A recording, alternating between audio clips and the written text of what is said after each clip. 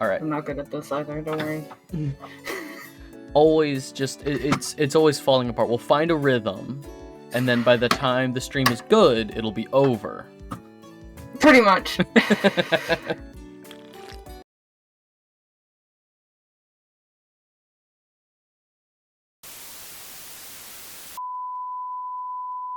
Yeah, I've never had to open, like, the Elgato Weird. thing before, ever. But apparently I might have to do that now, and I just didn't want to figure it out, so I haven't really streamed from my Switch since, because I'm like, I don't know what the fuck, and then I wanted to get a new one anyway, because 650 milliseconds of delay is kind of hard to deal with.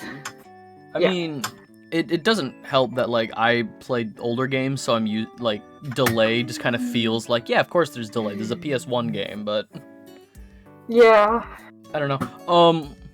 We should talk about Embracer Group and how bad they are. Yeah. So they can't keep themselves out of the fucking news.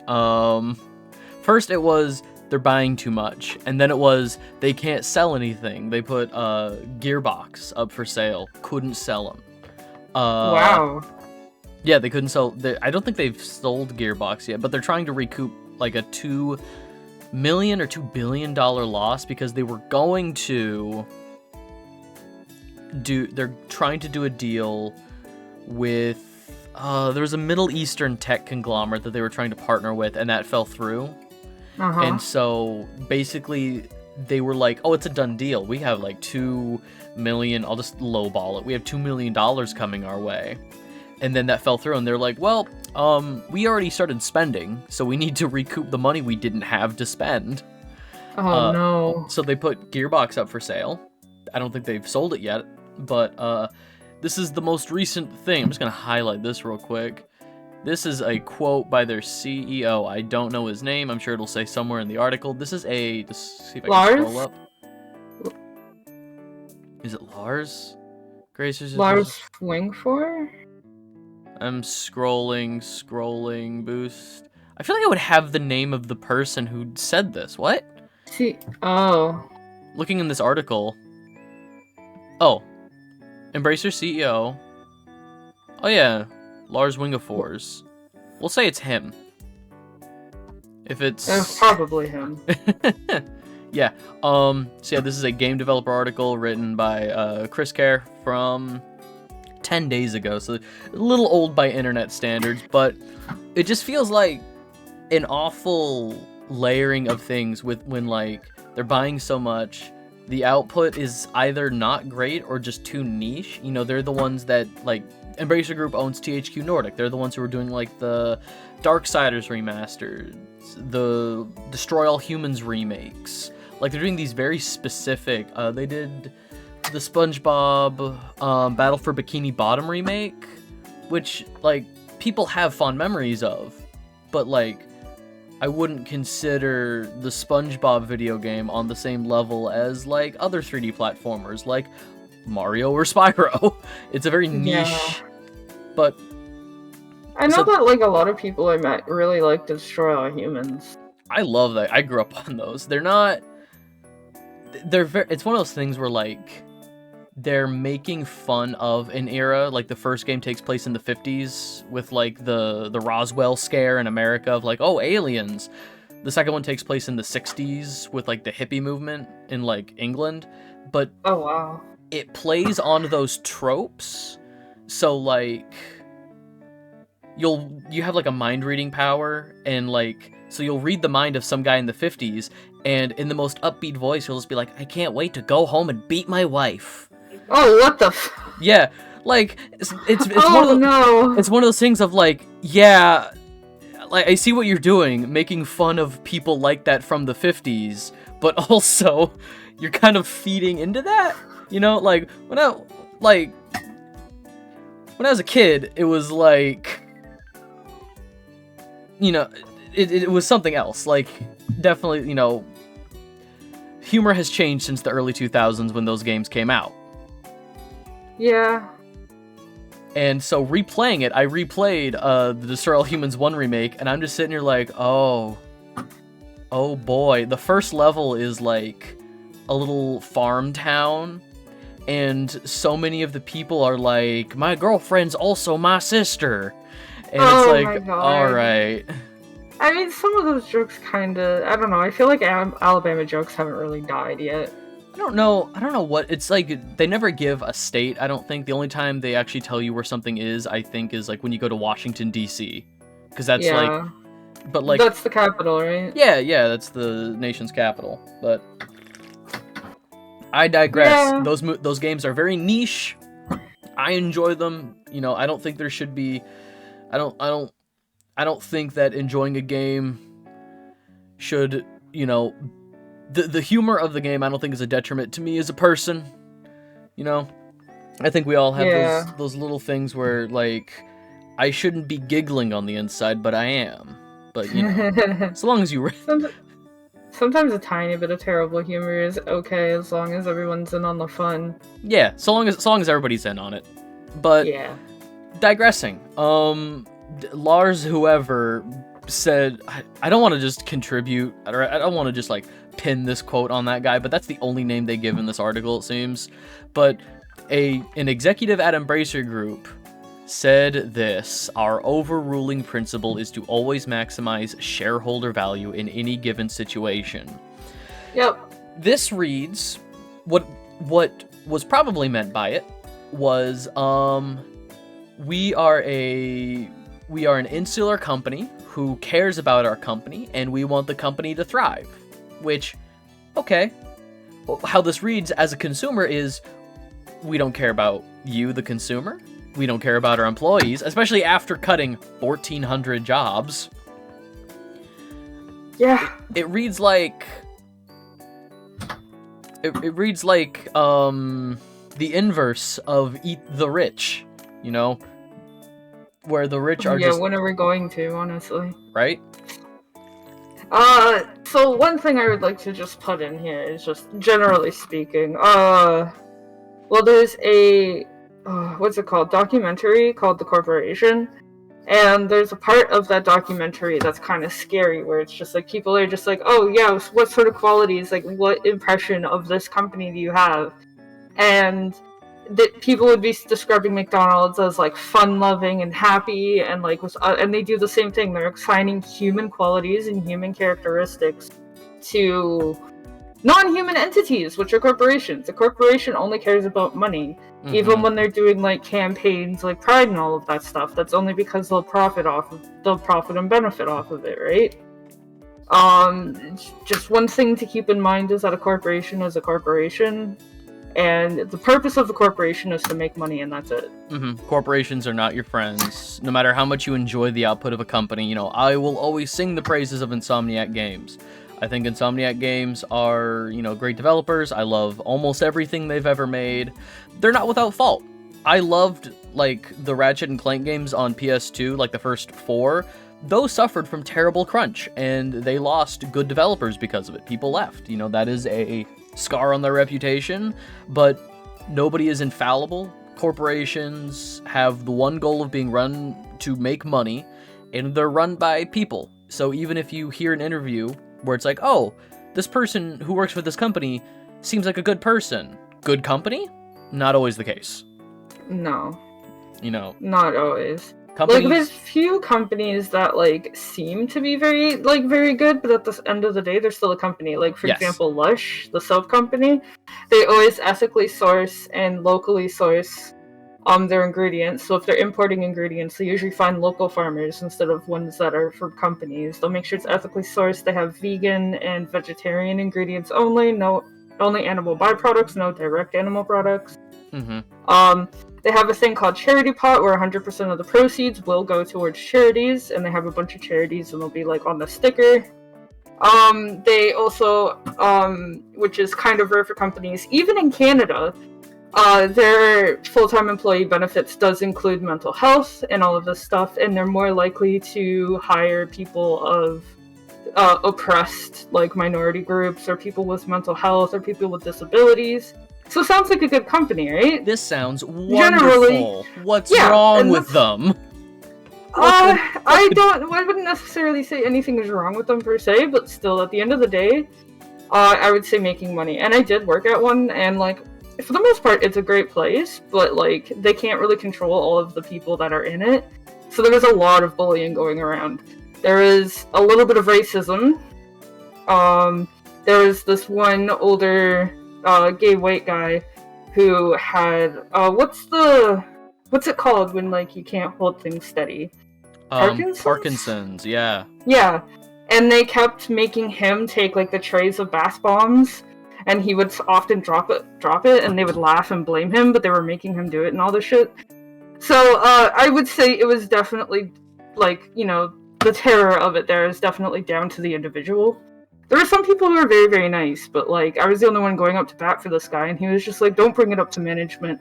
Our seasonal is over in like a week." So, you know, there's a dark side to everything.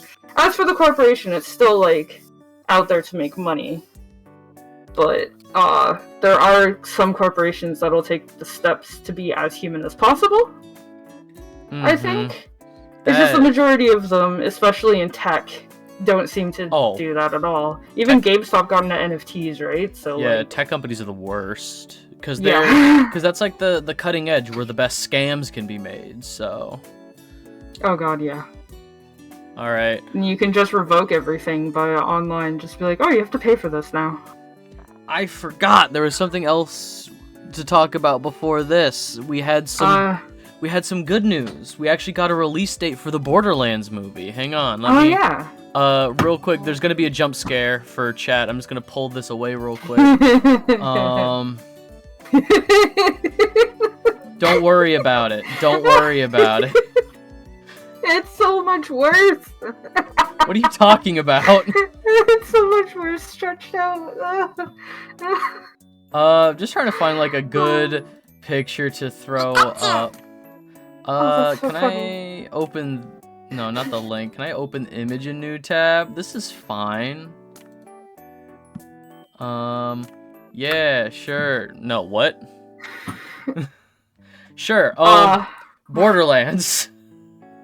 There was a trailer. There was a trailer for Borderlands. How did you watch it? Did you watch the trailer? Yeah, How do you feel about Krieg? Look, it's your guy, Krieg. Krieg's alright. His mask looks like it's made out of cardboard. Claptrap I think will be fine as well. I don't like Tina. No. She's younger than I thought she would be. I thought she was gonna be like adult and like sexualized, but she seems like she's still portrayed younger. They're playing it like a found family trope where she's like the adopted daughter, you know? Yeah. Like, there was that scene in the trailer. It was so difficult for me because, like, they would name drop niche specific moments from the first game. Like, they're going through Piss Wash Gully. And I'm like, I remember that. I remember Scooter like, the line is like, did you just run over Piss Wash Gully? You know, like, I remember that. And I'm like, oh my god, like, this is for me. And then it, like, they had the I will turn this car around bit or something. Or no, she had the window rolled down and they were like, oh yeah, the window. Oh yeah, don't you love piss and shit humor in 2024? Yeah, I mean, the game kinda... I mean, even in Borderlands 3, you've got whatever his name is, who I am so glad we don't have to smell him. Vaughn? What's his name? Yeah, him. Vaughn. I love Vaughn. You should play, I'm begging you to play Tales from the Borderlands so that you can understand Vaughn more. I will, or we will, whichever happens. Yeah. Eventually. God, I love him so much. He seems like a great character, but I mean, there's still like kind of piss and shit humor in 20. What year was that released? 2020? Something like that. Yeah, no, like the games have always kind of been, I don't want to say lowbrow, but they have lowbrow moments, I think. Yeah. You know who I'm surprised I do not like the look of? Lilith. On paper, I was thinking, oh, Cate Blanchett, she would be great as Lilith, and I think she's got the look. But there's something about her delivery of the lines, cause like in my mind. Also, the hair is a little too exaggerated. Is it? I think that's pretty. At least for like Borderlands 2 Lilith. Yeah, but considering, yeah, I guess it's a mix. I still think it's a little too much in the way that it kind of like sticks up in any scene. Like it seems to be like hairsprayed in place. It doesn't seem to have like flow like hair does, even though I know it's going to be really hard to actually get that IRL. She's got fucking Lego hair. They just put the wig on her. Yeah. Kraken, she's too old. Yeah, I think that's fair. Yeah, that too. I think she's like 20 years older than Lilith is meant to be. I mean, I always think that Kate has looked great. I think she has aged remarkably well. But yeah, like, I don't think she was great. I don't think... I'd have to see more. But I'm seeing it in action, not very hopeful. Because in my mind, Lilith, especially with how they portray her in 2, she's more aloof. She's definitely a lot older than the character. So is What's-Her-Face from Halloween. Oh! Jamie Lee Curtis as Tannis. It doesn't want to zoom in properly on this picture, whatever. I feel like Tannis could be played by like an older sciencey lady though. Like, yeah, that feels like a little less of an issue than Lilith, to be honest. Whenever I see Jamie Lee Curtis interviewed for things about like, hey, why are you doing this project and stuff? She's always just like, oh, my daughter is really into it, so I thought I'd like, look into it, and like she has such a great relationship with her daughter, and it's always just like, oh, my daughter's a fan. So, one of the most iffy if Kevin Hart, he doesn't command the same level of intimidation or toughness. Yeah, that's my biggest. I think that's my biggest issue out of all of it. Like, is actually like Kevin Hart didn't even shave. Like, it's not like it takes much. Does it take a lot to grow that goatee? I mean, I guess with, like, the hair type, like, with black hair types, it might be a little harder to have the goatee as nice, but, like, even just that bothers me. His voice doesn't seem to fit Roland. Like, he's, like, a comedy guy, and Roland is a very serious character who has a couple one-liners. Yeah. Also, having no Mordecai also really sucks. Yeah, no Mordecai, no Brick. I get wanting to do, like, fan-favorite characters, Tina fucking blew up, she got her own spin-off game and stuff. Everybody loves Tina. I'm happy that he's finally not doing movies with Dwayne Johnson. I mean, we don't know that. Dwayne Johnson could show up in, like, a cameo later. Trader vibes of mixing Guardians and Mad Max mushed together. I saw an interesting... I had an interesting thought. I went to see a movie the other day, and they played a trailer for the new Mad Max spin-off movie, for Furiosa. First of all, they could have just kept the original actress who played Furiosa from the first time that character was introduced. Charlize Theron. They could have kept her, but they decided to recast, which... I'm still upset about. But the humor in Mad Max is very interesting because I felt for like the first Borderlands game, it was very Mad Max inspired with like cars are very important. It's like this desolate, deserty wasteland with like small encampments, which feels very Mad Max. And then it feels like it's coming full circle because the new Mad Max movie has like quirky, obtuse language that like it feels very Borderlands. Like, there's a dude in the trailer who's, like, lady and gentlemen's when he's, like, announcing the thing. He's like, lady and gentlemen's, welcome to... And I'm like, oh, that's a very... Like, I can hear a Psycho, like, doing an intro like that in Borderlands. So it feels like shit is coming full circle. And I don't like it. I feel like... The problem is, I feel like whoever's directing this kind of is just, like, missing the point of Borderlands and is just thinking it's some, like, edgy... Not edgy.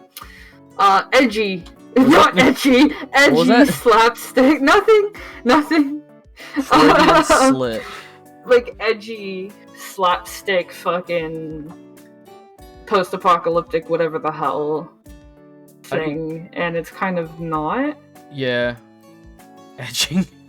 Edgy. How do you feel about Jack Black for everyone's fave at the same time least fave robot? I love Claptrap. I'm really pissed at how they treated his original voice actor. And I think getting Jack Black, who's just a fun guy, is better than trying to get a sound alike. Because the guy voicing Claptrap now doesn't sound enough like him.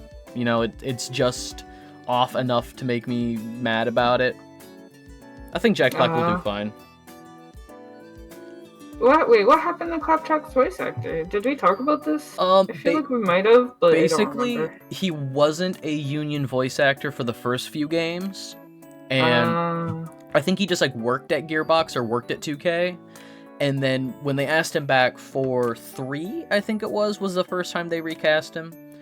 When they asked him back for 3, he said, okay, but you'll have to pay me like real day rates, real voice actor rates, and they basically said, no. Yeah, sounds about right. At least that's... Corpo gonna corpo. Yeah, that's the story I have heard. I don't know if that's 100% accurate. You know, I wasn't there. Yeah. But I mean, like, I highly doubt it's as complicated as the Bayonetta situation. Oh, where, my like, God. I thought it was them fucking Bayo, like, the original voice actor around, but it turns out she was actually asking for way more because she thought she was irreplaceable. And then Jennifer Hale. God, I love Jennifer Hale. She's great. I feel like if I was attached to Bayonetta, because I still haven't played the first one. I have it, I still haven't played it. I love her voice in it, though. The most I've seen of Bayonetta is the first one. I would understand. Like, I would probably have that same feeling like you do about Claptrap. Yeah. After listening to, like, one woman be her for so long. And, like, I guess I can see that also being like, well, I am this person's voice, I've always been their voice, you can't replace me. Yeah, that happens. But I think this kind of leads into, like, because very clearly they're going for star power with this movie. They're getting big names into it. I think the woman who plays Tiny Tina could absolutely just play Tiny Tina. Her name is escaping me, unfortunately, but, like, she has that sort of like physical energy too that Tiny Tina would require. Yeah. I saw an interesting. Yeah. Once I saw the trailer, I realized that like they weren't casting her as an adult. I thought she was just gonna end up being kind of like sexualized and shit like that. But it turns out she's got like very little kid energy. Although, I guess it would be hard to cast like an actual like child actor into a show like this. For sure. But I mean, they also had a child voice actor in like Silent Hill 2. And, like, they didn't even know it was a horror thing that they were auditioning for. And, like, other shit. Man. I don't know. Yeah, but that's also, like, time ago. But Silent Hill 2 also just pulled people off the street to be voice actors. Oh, did they? Yeah. I don't remember which character it was, but there is a character, a man, I think, whose voice actor they literally... Is it the pizza guy or whatever? Oh my god, you're in here eating pizza! Yeah, that guy. God, I am so excited for the Silent Hill 2 remake. I want it to be good, but if it's bad, I know it's going to be Bloober Team bad. Is it? Yeah, that's what I was going to say. The company, didn't they screw some other shit up? Yeah, they have consistently made like 6 or 7 out of 10 horror games when it's original, and I think they might have done a remake before that wasn't received super well. I'm digressing, but you mentioned the director earlier. The Bethesda voice acting. You mentioned the director. Is great. What do you mean? The deadpan lines with the glitches, just... I don't know if they did it on purpose, but it became a masterpiece in that regard. I mean, I know something they definitely do on purpose, they didn't do on purpose, was leave in the outtakes. There's a woman she has like a line delivery, and it's just a very simple line of like, could you help me out? And the voice line continues, she's like, oh, hang on, let me do that again. Could you help me out? Like, my God. They kept in the whole, like, snippet. It's just like, oh, Oblivion. That's what that sounds like. Oh, reminds me of the Starfield puddle. Oh my god. There was a specific puddle where you could just access the shops and take whatever items you wanted and then just sell them back to the actual shop or something. They had, like, I don't know, weird programming equals storing an entire shop in a puddle, in a random puddle, in the environment. Before I forget, hang on, let me look him up real quick, because you mentioned the director earlier. Yeah. His name is Eli Roth. Oh cool, they opened up IMDb and Borderlands was the first thing there. Cool, let me see, because this movie has been in production hell for so long. Eli Roth was able to go direct a different movie, and it released before this movie came out. He directed this, went on to do something else, did a whole press tour for it, it got edited, it got released last year, and this movie still wasn't out yet. Huh. So Eli Roth, let's just skimming through his, the same people, made by the same people as Uncharted and Venom and one of the Spider-Man properties. That very Weren't bold those of them. bad? Uncharted was mediocre, Venom was awesome, and it depends on which Spider-Man movies they're talking about, because the Tobey Maguire ones were good. I think I enjoyed Uncharted's visuals, not much story. The casting was not there for Uncharted, and I don't think the casting's quite there for this either. Yeah. It looks like Eli Roth's directorial oeuvre consists of 5 out of 10s, 7 out of 10s, 5, 7. Looks like the highest rated thing he's ever done is 7 out of 10. Like, that, it's above average, but it's not blowing anybody away. I personally have not seen much of his stuff. I've seen clips. Yeah, I've seen this guy director's needs a reel. job, I guess. Give it to him. Eli what it Roth sounds leaving like. the horror genre to make the board. That's the thing. He jumped right back into the horror movie genre with Thanksgiving last year. His newer movie that he was able to make after directing this one was Thanksgiving, which is a like horror slasher movie about American Thanksgiving, which is such a dumb idea. That does sound like a dumb idea. Oh my god. There's a lot of like horror things, because like wasn't there like what was that? Oh god, it was like some total white girl name movie that sounded like it was dumb. White Girls. No. Freaky Friday, starring Jamie Lee Curtis. No, it was a horror movie. It was like a doll or something, but it was like Annabelle. Amy or Brittany, or was that what it is? Annabelle's the Conjuring one. Emily? Something No. like that. It was like about like some doll. It was semi-recent, and it just sounded really stupid to me. They had like a really white girl name.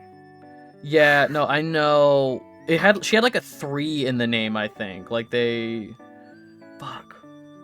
I know what you're talking about too. I don't know. Yeah. Not my cup of tea for There's movies. like some horror that like just kind of seemed like, oh yeah, let's take this like dumb thing and make it scary. And like with Mickey Mouse being open In the public anyone's domain. game now. With Steamboat Willie being in the public domain. So of course the first thing they do is they make a Mickey Mouse horror, which is just gonna be kind of FNAF-y, I bet. Not that I know Maybe. much about FNAF either, but like, you know, like what I mean, like mascot horror. Mm-hmm. Okay, so here's the question: are you going to see the Borderlands movie?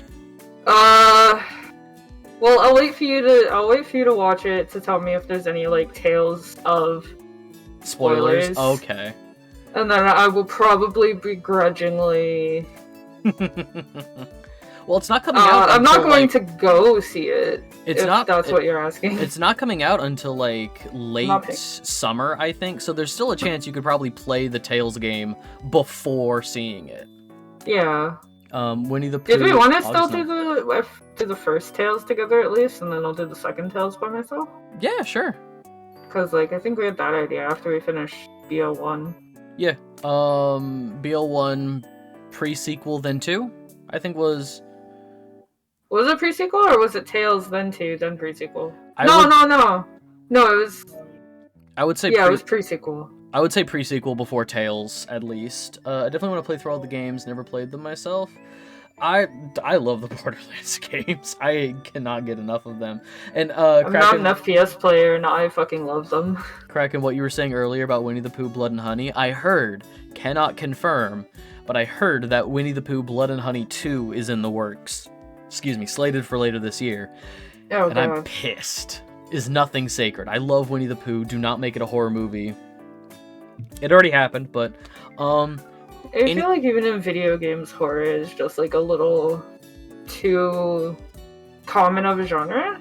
Mm-hmm. Stupid and cheesy. I mean, yeah.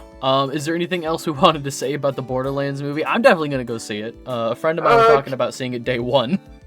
Oh god. Have fun with that. You let me know. I'll probably take your word for it, and I'll begrudgingly watch it later. Dude, I saw. I kind of wish they were following the continuity, even if they weren't going into half as much detail. Because even with the first game, like the first game doesn't have that much detail. It's like go here, kill this, get that. Oh, look, it's a fucking giant alien. Okay. My biggest issue with the movie, when they first announced it and kind of said what it was be about, or like when they announced some of the characters who were going to be in it, it's not for anybody, because they have characters from 1 and 2. So, and I'm thinking like, well, you know, with Krieg and Roland, they were only really together through the continuity of Borderlands 2 and through the events of that game. No spoilers. I mean, that game is over a decade old, but Kraken, you said you're pretty blind to the source material, so I'll respect that. But like, through stuff of the game, through Borderlands 2, Roland and Krieg are only really together for like a short amount of time. So, and that's the events of 2. So in my brain, I'm like, okay, so they're not following the continuity, so this isn't for diehard fans, but also these games are so lore heavy that like they're gonna have to cut some stuff out, and it's gonna be really jumbled up and confusing for any new people coming into it. Who is this for? Yeah. Who is this for?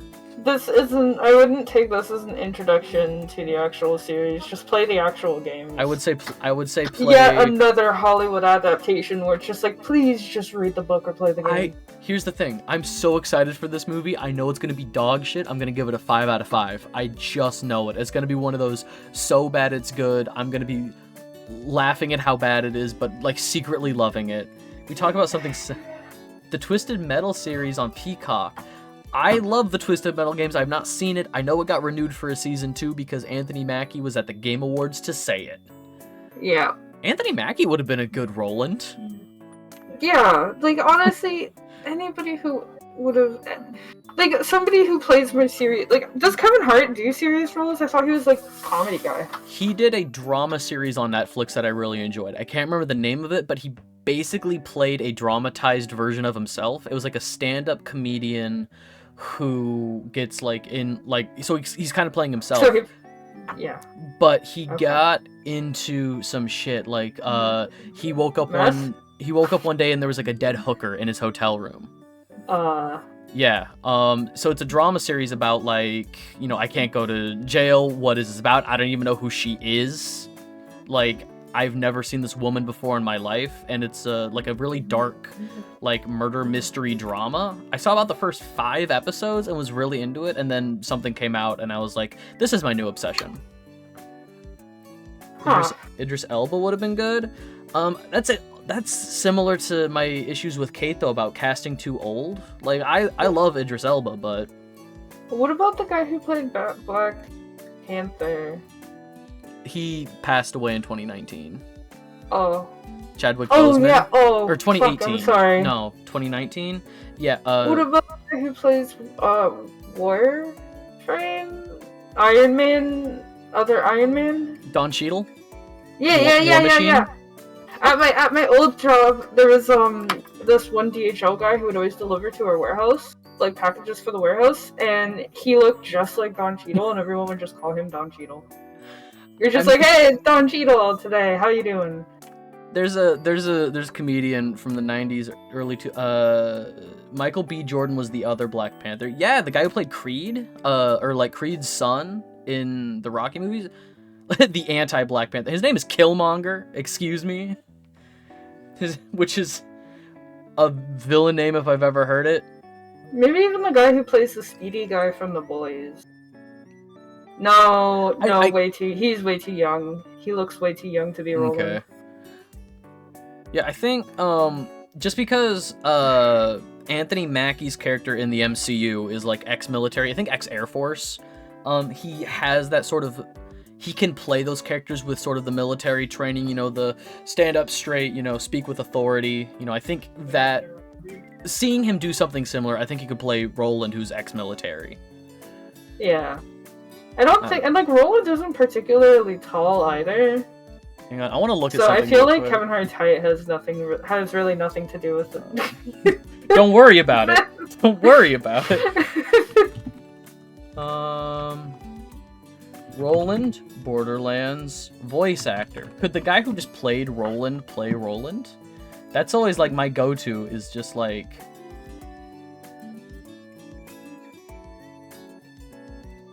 What about the person who does the Echo Lilith?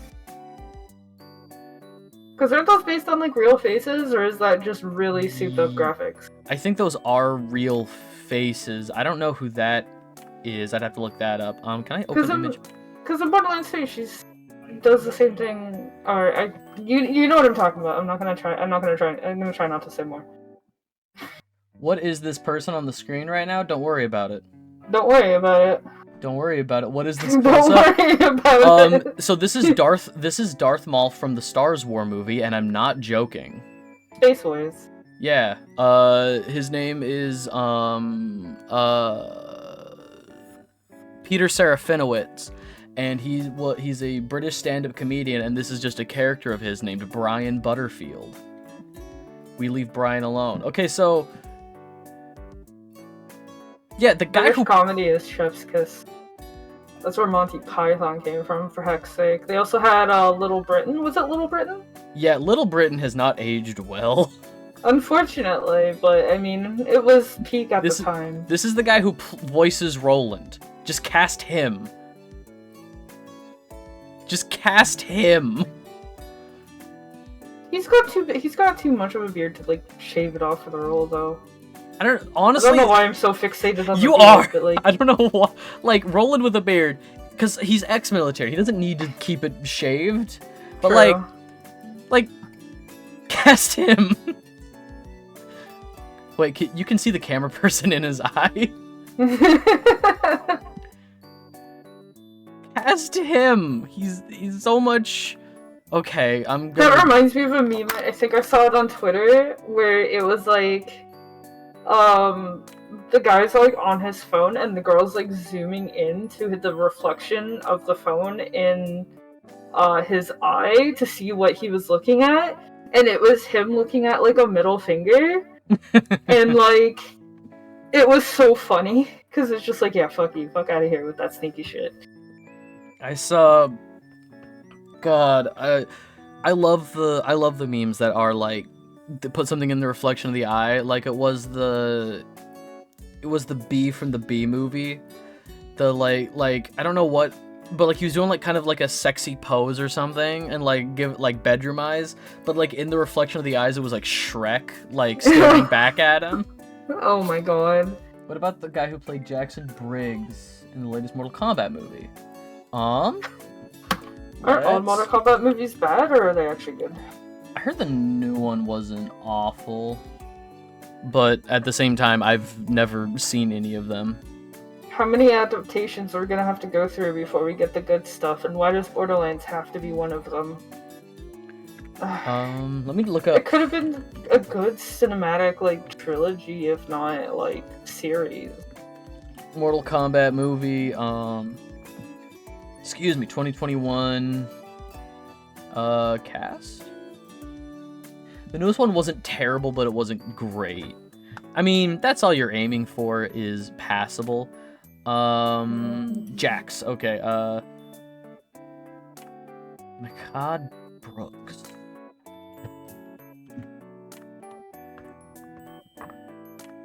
Okay, he's shredded Dave Chappelle.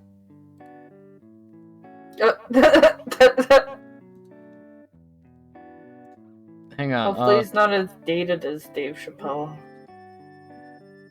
Apparently... Oh, that is really small. Why is that picture so small? Apparently, fuck. I think Dave Chappelle brought Elon Musk on a show or something like that, and everyone just booed Elon Musk, and I can't remember. I think I was watching like Will Karen or whoever the guy is, but it was just like, how bad do you have to be that Dave Chappelle fans are booing you? Oh my god. Fucking awful. And Elon Musk still doesn't get it. Do we wanna Do we just want to move on to something else? I think Sure. we've kind of run Borderlands into the ground. It's gonna be bad. It's gonna be bad. It's been too long in development for it to be good. Like, you can overdevelop things like crazy. We can talk about, we can cover, like, two birds, one stone, because Xbox was talking about, or it was leaked that Xbox would, release some of their games onto other, systems. And, we got confirmation of that with, fucking... Why is this... What? Okay. Why is my hair curling? There's like no moisture here. We got confirmation of that with, the newest Nintendo Direct, because, Grounded and Pentiment. Obsidian's Grounded and Pentiment are the first Xbox games coming to Nintendo Switch and presumably PlayStation at some point? Wait, Grounded is Obsidian? Yes. Huh. I feel like I knew that. I think it might have been the B team, just like a little passion project on the side, like while they were working on like Outer Worlds 1. Are you looking forward to Deadpool versus Wolverine? I am. I think the issue is I'm so burnt out on superhero stuff. I know for Deadpool and Wolverine, there's going to be something MCU related to watch first. Like, oh, you got to watch this before you can watch Deadpool and Wolverine. So I'm not looking forward to that. Oh, boy. That's bullshit, you know? But I'm excited to finally get Wolverine in the classic yellow and blue. Like, I am a defender of allow comic book costumes to be goofy. Don't give me a cool modern reimagining. Give me fucking spandex. Let them be goofy. It's a superhero movie. We have Pokemon Day coming up. Yeah, we were talking about that before going live. We might do a mini review of it the week after on Monday, but unfortunately, it didn't line up for us this year. When it's on Tuesday. Tuesday. I believe. Do we know what time? Oh, I'm looking it up. I disagree. It just looks terrible outside of comics. Yeah, but comic book movies already look terrible. They have for like the past 5 years.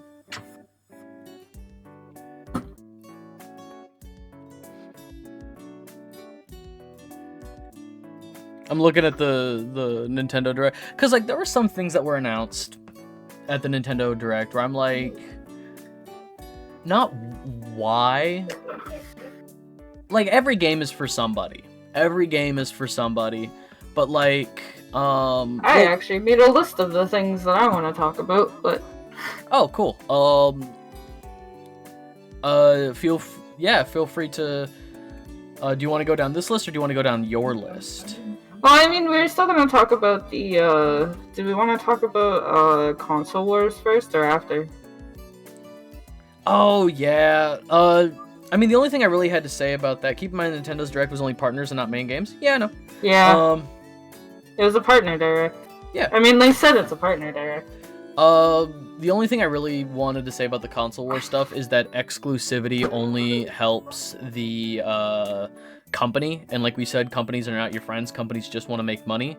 The people who actually, like, put their time and like heart into making things want as many people as possible to play their games, to experience their art.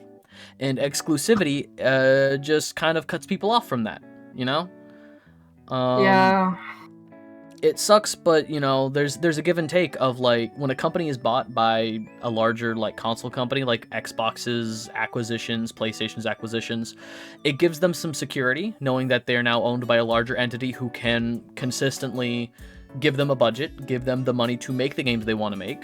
But before they cut them and dump them on the street. Yeah, or they dissolve them and say, hey, you're making Call of Duty content now. Report to Activision on Monday. No.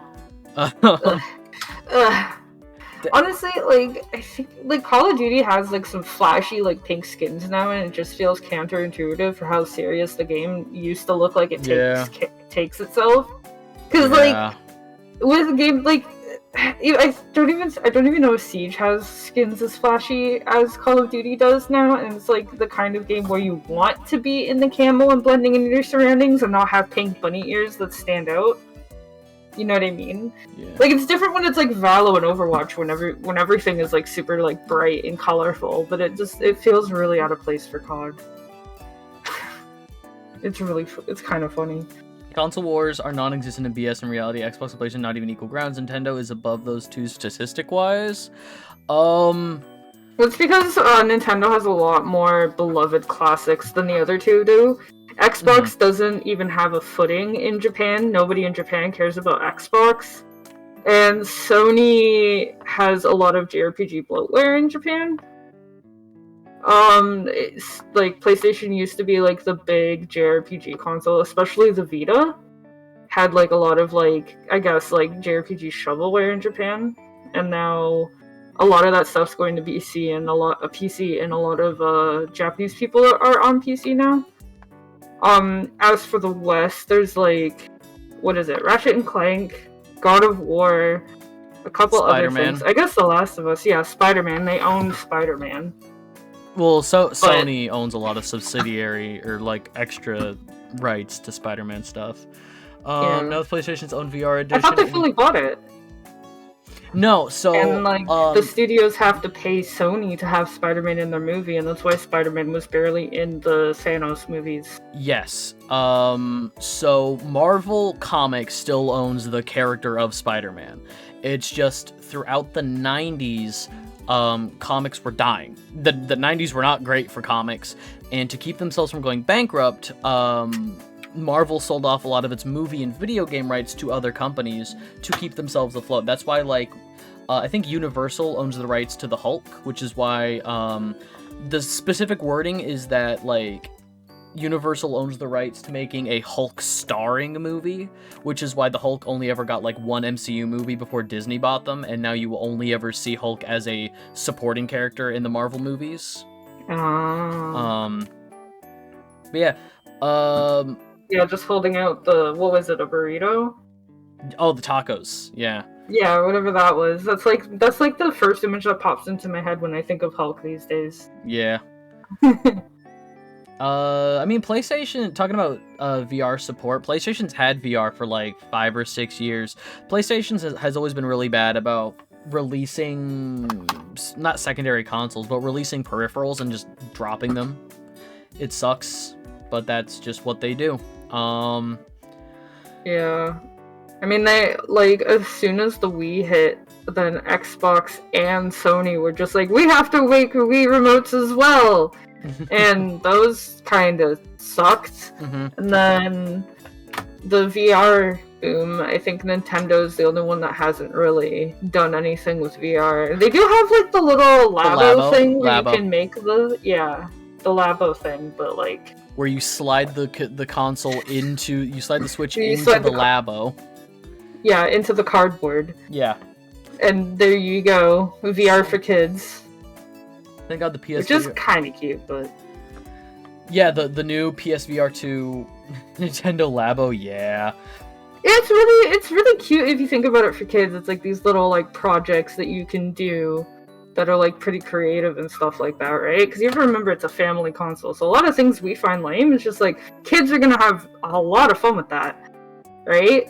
Yeah, you can do that with mobile phones, buy a headset, slip your phone in. Yeah, but they're not Nintendo, which is, you know, well, like I was saying before, call it controversial, but, like, not many options VR-wise.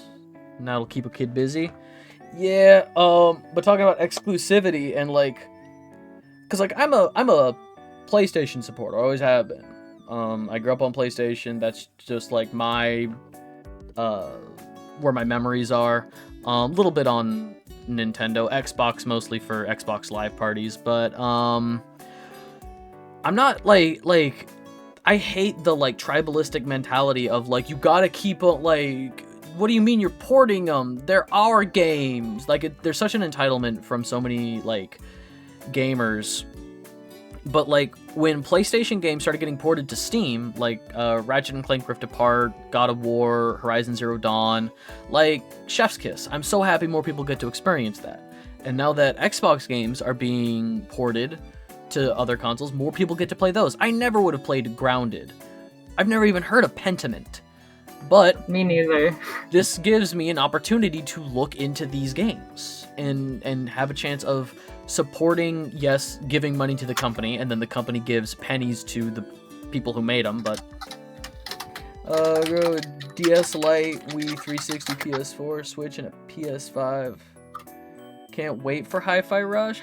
Yeah, exactly. Like, I didn't even know Hi-Fi Rush was an Xbox exclusive. Yeah, I didn't either, just because it was on PC. It's like, it's already on Steam. Yeah. I mean, but also, PlayStation or Xbox has always been really bad about either advertising that something is an exclusive, or they just make it day one Game Pass, which is their advertising for their games by saying you don't have to buy it, so long as you have... I wonder if they'll ever do... Sea of Thieves was another big one that was talked about, and I think Sea of Thieves is very promising because one of the other things they talked about, scrolling down a little bit, classic Rare games including Killer Instinct, Battletoads, Battlemaniacs are coming to Nintendo Switch Online. Rare makes Sea of Thieves. So Battletoad fans rejoice. Battletoad... Yeah, all five I know of them. that, like, their niche fandom fucking loves Battletoads, so happy for y'all. Mm-hmm. But this gives me hope that, like, we'll get more, this gives me hope that we'll get more, not compromise, but, like, more cooperation between the big, like, gaming companies. Like, I would love a Diddy Kong Racing remake.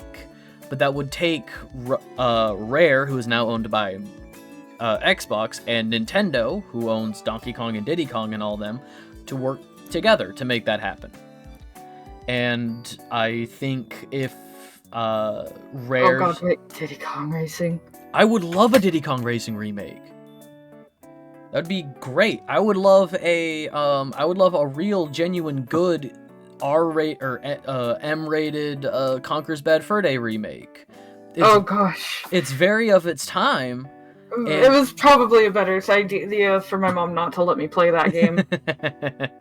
But, like, there was Conker Live and Reloaded, which was a toned-down, like, rated T for teen remake on, like, Xbox or Xbox 360 or something.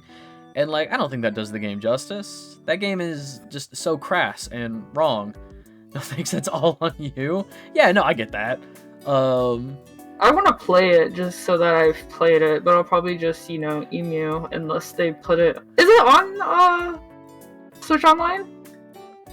No. Because, again, it was made by a company that is now owned by, Microsoft. Xbox, yeah.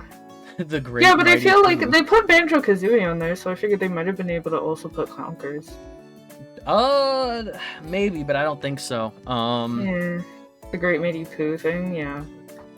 But yeah, so I think that we are getting more... The only thing I don't think we'll get right away is PlayStation games on other consoles. I think we'll get PlayStation games ported to PC. I think we'll get... Yeah, but Xbox they're on the games. Overpriced PlayStation thing, right? Because, like, I don't want to have to pay $200 for a year to be able to... and have to marathon all the Ratchet games in that time. Oh my god, yeah, Like, it doesn't feel like a real port to me. It's still locked behind something that I don't want to pay more for. It's locked behind the payment service. It's the same kind of thing as Game Pass. It's locked behind PlayStation's version of Game Pass, which, I get my money's worth out of it. I use it at least 2 or 3 times a week. So, for USD, it's not as much as... God, the fact that they don't...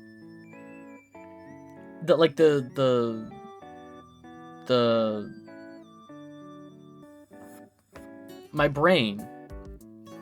The price difference between USD and CAD, like, 200... CAD. Side note, for those of us in Canada, United Kingdom, and Australia, the Foreigners? prices of subs are going up. It's going from $6.99 to $7.99 in Canada. I don't know about pounds, and then $7.99 to $8.99 in Australia. On Twitch? Twitch subs? Yep. Gross. I believe it's only the price of tier 1. I think for other countries, the prices of all 3 are changing. But yeah, just for those of y'all who, are on Twitch and want to sub and live not in America, just keep an eye on the pricing. It's going to be in effect mid to end of March. And any subs that you currently have, when they refresh after the price increase, it will charge you the new price automatically. So you might want to just double check all of your subs, because if you have 10 people you're sub to, and that dollar increase is going to be an extra $10, so that's something that you may not be able to handle in your budget, you might want to go through all of your subs before then. Mm-hmm. Just a PSA. I think the BioShock game, yeah, so talking about I think it's great that the Switch, because for a while Nintendo dipped more into super family friendly territory, with the Wii. The Wii had maybe up to double digit M-rated games, but then with the Wii U they got Bayonetta, and Bayonetta is now a Switch exclusive. Bayonetta 2 and 3. But yeah, Alan Wake, Hogwarts Legacy. Hogwarts Legacy was a big one, but also those aren't played on the Switch. They're streamed, cloud gaming. They're Hogwarts Legacy, Control, and there was another big one. Kingdom Hearts 3, I think, is cloud streaming on... yeah. Skyrim, you can fully download onto your Switch. I have Skyrim, all 3 BioShock games, Borderlands 1 pre-sequel and 2 on my Switch. I don't know my Switch in the room, but yeah, they're getting more friendly with porting M-rated games onto the Switch. So they're going from family friendly to for everybody. I mean, there's still other titles that have been on the Switch for a long time. I think there's a series called Electric Love. I don't know how my friend found it, but it's basically phone calls with a Japanese gravure idol. That's been on the Switch for a very long time. Then there's also, I think it's called Electric Love, or Denki or Dengeki something. It's phone calls with gravure idols. Or models in Japan. Usually they're kind of like gravure things. And it's this role play thing where you get to answer phone calls to these women, and yeah, that was on the Switch. There's also Mother Russia Bleeds. Yeah, I mean, and they also have My Neighbor Pedro. The Switch store itself is just full of shovelware, not as bad as Steam. The Steam page, here's best selling or on sale, and just in terms of actual games to shovelware, I feel the difference is smaller on Nintendo, because Nintendo doesn't have specific games or exclusives. It doesn't have a lot of the later, it still doesn't have Final Fantasy 15 and stuff like that, or games that just won't fucking run on the console. Because if the loading times for 15 were that bad on a PC, it's not going to run on Switch. Oh my god, no. So, Steam just has more of, the big titles overall, I feel like. So when you see what's new, you see, maybe 2 or 3 games that might matter, and the rest of it's shovelware. Mm-hmm.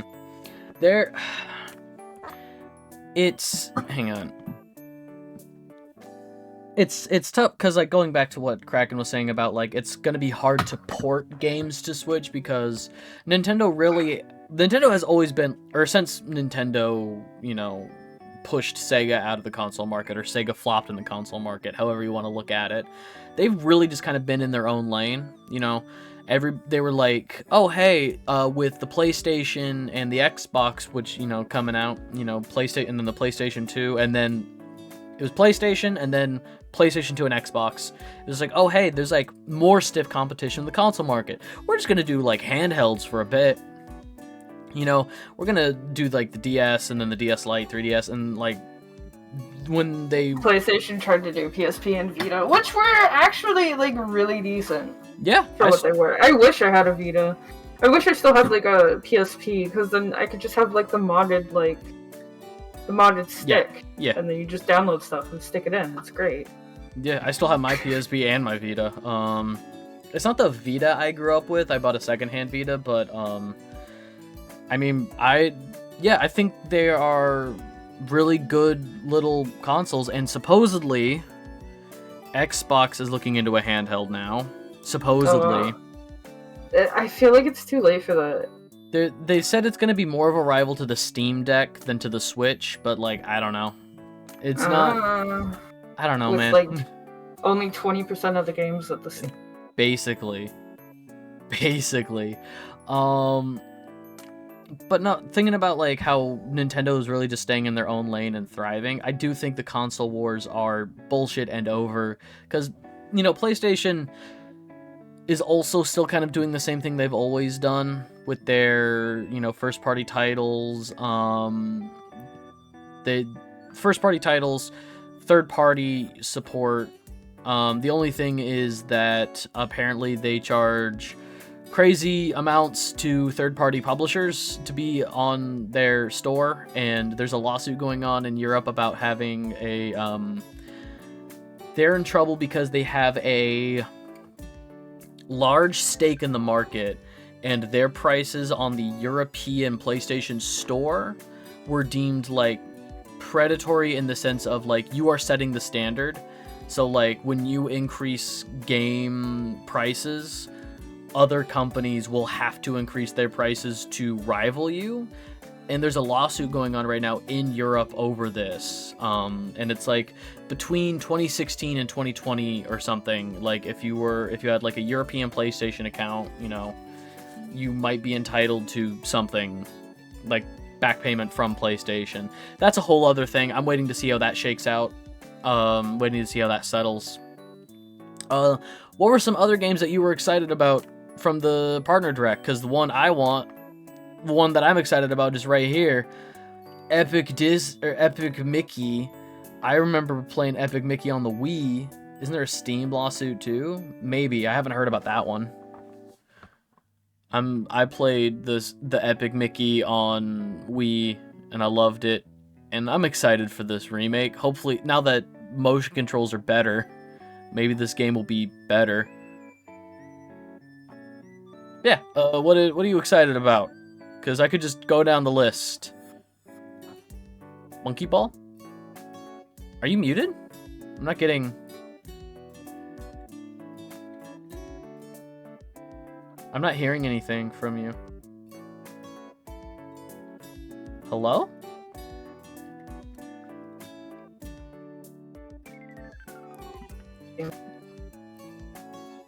What? Hello? There you are. Oh, apparently. Oh, my microphone cable came loose a tiny itty bitty bit. Oh well, I didn't say anything important that I can remember. If it was important, I'd remember it. Excited for Monkey Ball? No, I've never played that series. Are you excited for Stars War? No. Of course not. I've seen like 2 Space Wars movies. I liked these games, the ones that they're like porting, remastering, or whatever this is, up to Switch. I liked these ones. I think I have them up there somewhere, right down there. So that's cool. So the Ender Lilies game looks really fucking cool. It makes me want to get into that series. So that's something I'm definitely going to get into. Unicorn fucking Overlord. Vanillaware needs all of the attention in the world. Please play Vanillaware games. I'm begging you. I'm begging Atlas to let them put games like Dragon's Crown on fucking PC. Like, Atlas literally is gatekeeping Vanillaware, because Vanillaware is, oh my god, they're porting Persona, and they're porting all of their other titles now, and they're being so fucking slow about it, so who knows when the fuck Vanillaware is gonna be able to have PC ports, because it's all under Atlas fucking thumb. And fuck Atlas. Yeah. Fucking misogynistic anyway. But, Oh my like, god. if you're going to play something, whether you have, you know, Nintendo or Gay Station or whatever, please play 13 Sentinels, and also try this Unicorn Overlord game, because it is going to be amazing. Their art style is absolutely fantastic, and if you can get access to it, I also highly recommend playing Dragon's Crown with friends. The online for PS4 Dragon's sucked, Crown. but if you happen to have IRL friends, if that's something you happen to have in this day and age, please sit down and play Dragon's Crown with them. It is amazing. Vanillaware, top tier, needs more love. They are getting love. Slowly but surely, the niche crowd is being like, look at these games, they're actually amazing. And people are starting to be like, wait, these are actually amazing. So please, please, please, give Vanillaware attention. I'm done. I can vouch for Dragon's Crown Pro. That I played that with. I think I played 4-person couch co-op with that. That's a great game. Yeah, I had 4-person couch co-op going on the PlayStation 3 with my ex and his friends. Ender Lilies, Quietus of the Night, Binary Haze. What else have they made? I legitimately, I think I might have tuned out for this one when they showed it off in the direct. I like skimmed through it, so I didn't feel like Star Wars. I didn't even click because they have the chapters up in the VOD. So I didn't even watch Star Wars or like South Park because I didn't care. I'm like, I'm not gonna play that. There's a 2K publisher. Oh, by the way, there's a 2K publisher sale. So if you haven't gotten into the Borderlands series, you now can for a cheap price. And there's something called the Borderlands Collection, which is usually a very, very good deal. So if you want to play the actual games before that, whatever that movie is going to be, comes out, it's on sale on Steam right now. Yeah, the 2K sale going on Steam with the Pandora's. How much is the Pandora's Not sponsored. box? Not sponsored. I will check. Could be sponsored. I will sponsored. give you the Canadian dollars. Hey, let's see. Hey, 2K, sponsor us. We'll play Borderlands for money. $805.48 collection that is currently 93% off. You get Borderlands, Borderlands Game of the Year Edition, Borderlands 2 and all of its DLC, Borderlands 1 with all of its DLC, Borderlands 3 with all of its DLC, pre-sequel with all of its DLC, Tales of the Borderlands 1 and 2, all for 60 Canadian dollars and 21 cents, 93% off. So if you happen to have American currency or British currency, that's like $15. That is a completely off thing, but that's the joke. Like $100 Canadian is like what, $20 USD? Hang on, CAD to USD. So you said it was Silver's 60, gotcha. You said it was $60? $60.21. That is $45 plus tax. You get 1, 2, 3, 4, 5, technically 6. Hold on, 1, 2, 3, 4, 5, 6. Technically 7 games because you get 2 versions of Borderlands 1.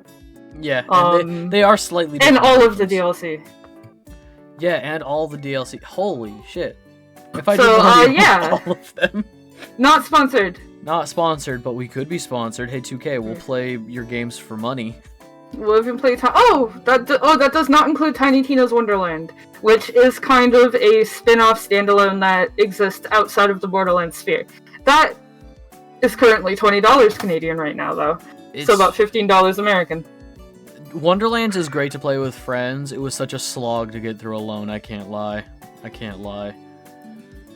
Yeah, so new Tales from the Borderlands, which is the second Tales from the Borderlands game, on its own is $30 Canadian, which is like half the price of the entire collection of 7 games. So yeah, speaking of Borderlands, Mother 3 is coming to Nintendo Switch Online. But only in Japan. Yeah, I'm so happy for Mother 3 fans. I'm so glad they finally get this. Yeah, Nintendo isn't denying its existence anymore like they love to. Monster Hunter. Oh, this is Gundam Breaker. These are separate articles. Okay, apparently that's everything on this article, but I know more was announced. I have one that has like an actual list without images that I'll just post it in chat. You have to never scroll, heard of Mother? Kraken, you've never heard of Earthbound? You've never heard of Earthbound? Have you never played Smash Bros?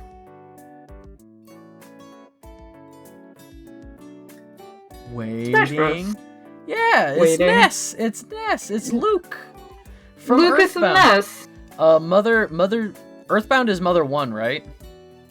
I think Earthbound. Yes. Yeah, Earthbound is the first one, and then I don't. Whatever happened to the second one? Why does nobody talk about the second one? I think it's called like Earthbound Lost Chapters or something. It's one that like I can just look it up. Hey, look, I have a fucking Google thing right here. I'm assuming you're not a Nintendo person. I'm just gonna Google Mother 2.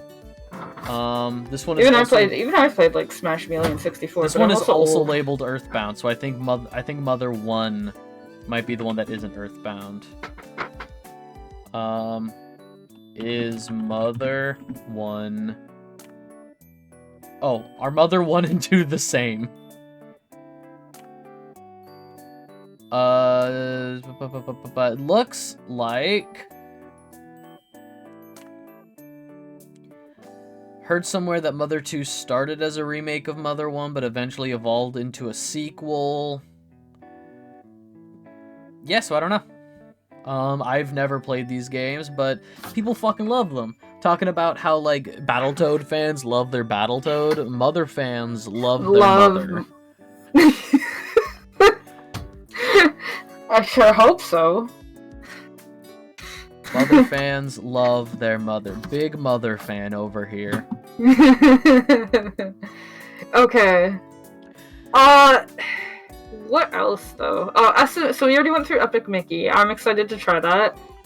SMT. So SMT 5 DLC, wasn't it? No, it's not DLC. It is not DLC. It is the same thing they've been doing for Persona. Oh but, no, this is a Persona. So, this is a Royal. This is a Golden. Yes and no. Apparently, the story is like very different between because they did the same thing with SMT4, and you can't transfer your save file, but you can transfer up to 3 monsters from your compendium, or demons from your compendium, or something like that. And my first thought was people who are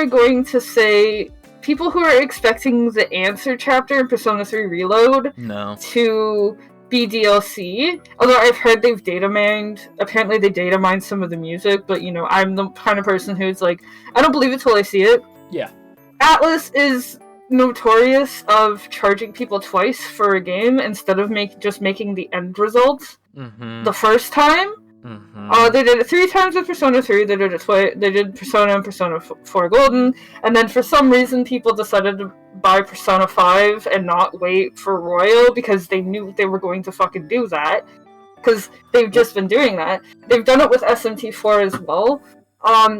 Assuming this is going to be like a very different storyline that's kind of like a new-ish game, then sure. Because, like, even with Persona 5, there were some gameplay differences, like the hookshot thing up to ledges and a couple other things that actually affected the gameplay that might be too hard to implement as DLC. Whereas the answer is, like, an extra after-story chapter that would be easy to implement as DLC. So I'm hopeful that they don't just charge people for an entire fucking game again. Oh my god. Speaking of which, it's $10 more than our old standard. If they do, so it's already going up in price. 5 releases... 5 separate versions of Persona 3. If they do Persona 3, Persona 3 Fez, Persona 3 Portable... Fez? Yeah, FES. Fez. Persona... As in festival. Not Fez as in... Persona Fez 3 from Reload. that 7A show. Persona... What would they call it? Persona 3 Reload? Like RE:*Reload? I don't know, man. I'm so... I have no clue. I have a question. I just know that they're not going to be releasing the female protagonist, which I've mentioned quite a few times, because short answer is Katsuda Hashino thinks that women aren't important enough to be protagonists. So, there you go. Yup. I have a question about SMT. I've never played an SMT game. Are these just Persona without dating? They're what Persona spawns from, so I know. Persona is just SMT with dating. Yeah, because I know like, the original was... I have Persona 1 on my PSP. It's... Oh, wow. Yeah, I have So the first four Persona games, including Eternal Punishment and Innocent Sin, on my PSP, and then on Vita I have 4, but then on PS3 I also have a handful of them. Like, I play Persona games, but like I the would first say, one, the first one is Shin Megami Tensei Persona, right? Like, that's the Yeah. full title of the first one. Okay. I mean, the Personas are still Shin Megami Tensei. They just kind of dropped the SMT title out of them because it Yeah. uses like all the same demons and even spells and everything. So, You telling me I can? SMT is like, I would say it's a lot more serious. They also usually have branching plot lines and stuff like that. So, like in the Double Survivor series, there was like 7 or 8 different endings you can get, as well as like a whole bunch of like secrets. It wouldn't like, whereas like Persona games, outside of like the people that you can talk to, like there's a bunch of like, you know, branching storylines of individual people. However, it's a very linear plot line, and it's either you get the royal ending, or you get the golden ending, or you don't. Right. And that's it, right? Okay. Or you get the bad ending, right? Like there's bad ending, there's vanilla ending, and then there's re-release ending, right? Versus these ones will usually have like multiple storylines. I haven't played a mainline SMT, but I've played a couple, like the Double Survival series and stuff, and I would say they're probably also maybe longer than Persona because of that. But Persona games are already so long. Yeah, but like you can get like basically you get the ending where like you help God, or you get the ending where you just say fuck God, just gonna kill God, never mind God, and then you've got like the ending where like you run away and say fuck it, never mind, I'm getting out of here, I don't want to deal with this shit anymore, or you've got one where you're just helped out Nyarlathotep, and that's like its whole own storyline. You know what I mean? Like it's a lot more branching. You get the ending where you kiss Akechi, you get the ending where you kill Akechi, you get the ending where Akechi kills you, you get the had me at kiss Akechi. Huh? You had me at kiss Akechi. I get it. He's a narrative foil. However, that man needs help. That little boy needs help. Hot boys that can kill me. Light Yagami. Oh. Light's a little too nerd. Light's too edgy, let's be real. He's one of the guys of all time. He's like closet edgy, because he's just like a normal boy, and then as soon as he gets power, he's instantly like edgy. And that's why I think that like Light Turner, like my favorite thing from like the Death Note like Netflix movie was just like Death Note loses so much of a weight story because white boys already go on mass killing sprees. Yeah. That was like my favorite fucking thing. Jesus. They ended it with Endless Ocean. They were like, hey, there's one more thing. Like, the partner direct is just about to wrap up, but we have one more Fish. thing. Yeah, and it was a very long segment of Fish. I skipped it. Here's the thing. I think there's 2 other Endless Ocean games, one on the Wii, one on the Wii U. Like, this is not a new franchise. I don't know how popular this franchise is to, like, end it. Like, this is our last big announcement, like a big surprise reveal like the new Monster Hunter game was, you know? It's like, oh, we have one last big thing to show you. I don't know if Endless Ocean is big. Yeah. It has, I think this one has Marine online biologists multiplayer. Rejoice! I think this one has online multiplayer was one of the big things they were showing off. But, like, you know, good. I'm happy for people who are fans of these games. You know, like, I will never yuck anybody's yum when it comes to what games they enjoy. Because, like, I was telling you about yesterday, the day before, there was like that game from 2016, Abzu, which is almost the same thing. It's just a little more stylized, less realistic looking. And like, I love Abzu, but that's like a good, you know, little 4-hour, you know, 5-hour little romp through the ocean. This says the 500 species of marine life. This is really your Pokemon Snap for fish. Yeah. Well, it sucks that I'm weak to. In my other form, I am weak to water. You're normal right now. I'm normal right now. And I don't mean type. I just mean you're a person. You require water. I am not a fish today. You are not a fish today.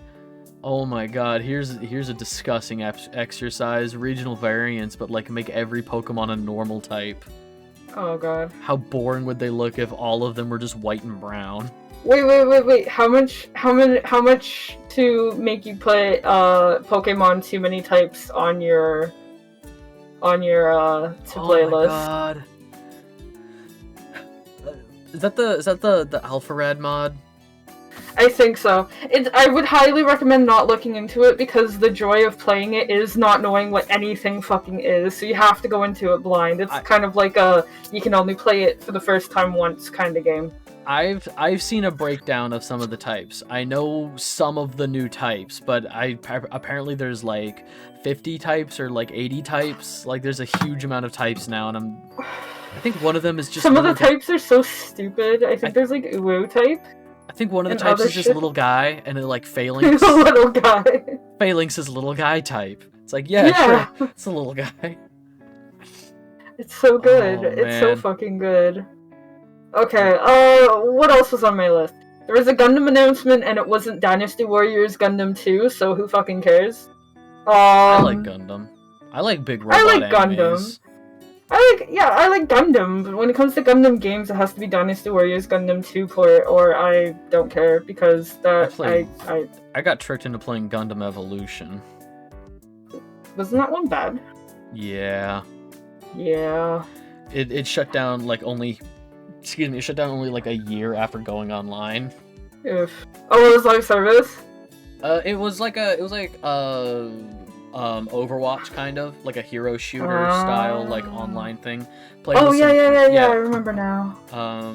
It came out early last year. No, it came out like late 2022, and then it shut down mid last year or something. And I didn't hate it. I didn't hate it. Like, I thought it was an interesting idea, but like nobody was liking it, and they were like, and instead of fixing the game, Bandai Namco were like, you're right, we made a bad game, and we don't like making bad games for our players, and then just turned off the servers. Yeah, Bandai Namco is kind of... Because, like, isn't Bandai Namco's the one that has, like, basically any popular anime that gets a video game has to go through us for some reason, right? Oh, so there's Demon Slayer Mario Party. Wait, there's a Demon Slayer Mario Party game? What? Yeah, that's what that Demon Slayer game was. It was part of the Partner Direct. It was a perfect segue into that. Segu? It's literally... Segue. Segway. Segue. Segway. Segu. Does that evolve into Cloud Gudra? rides on Segway. Cloud rides on Segways. I made a Segu. Does Segu evolve into Gudra? It can.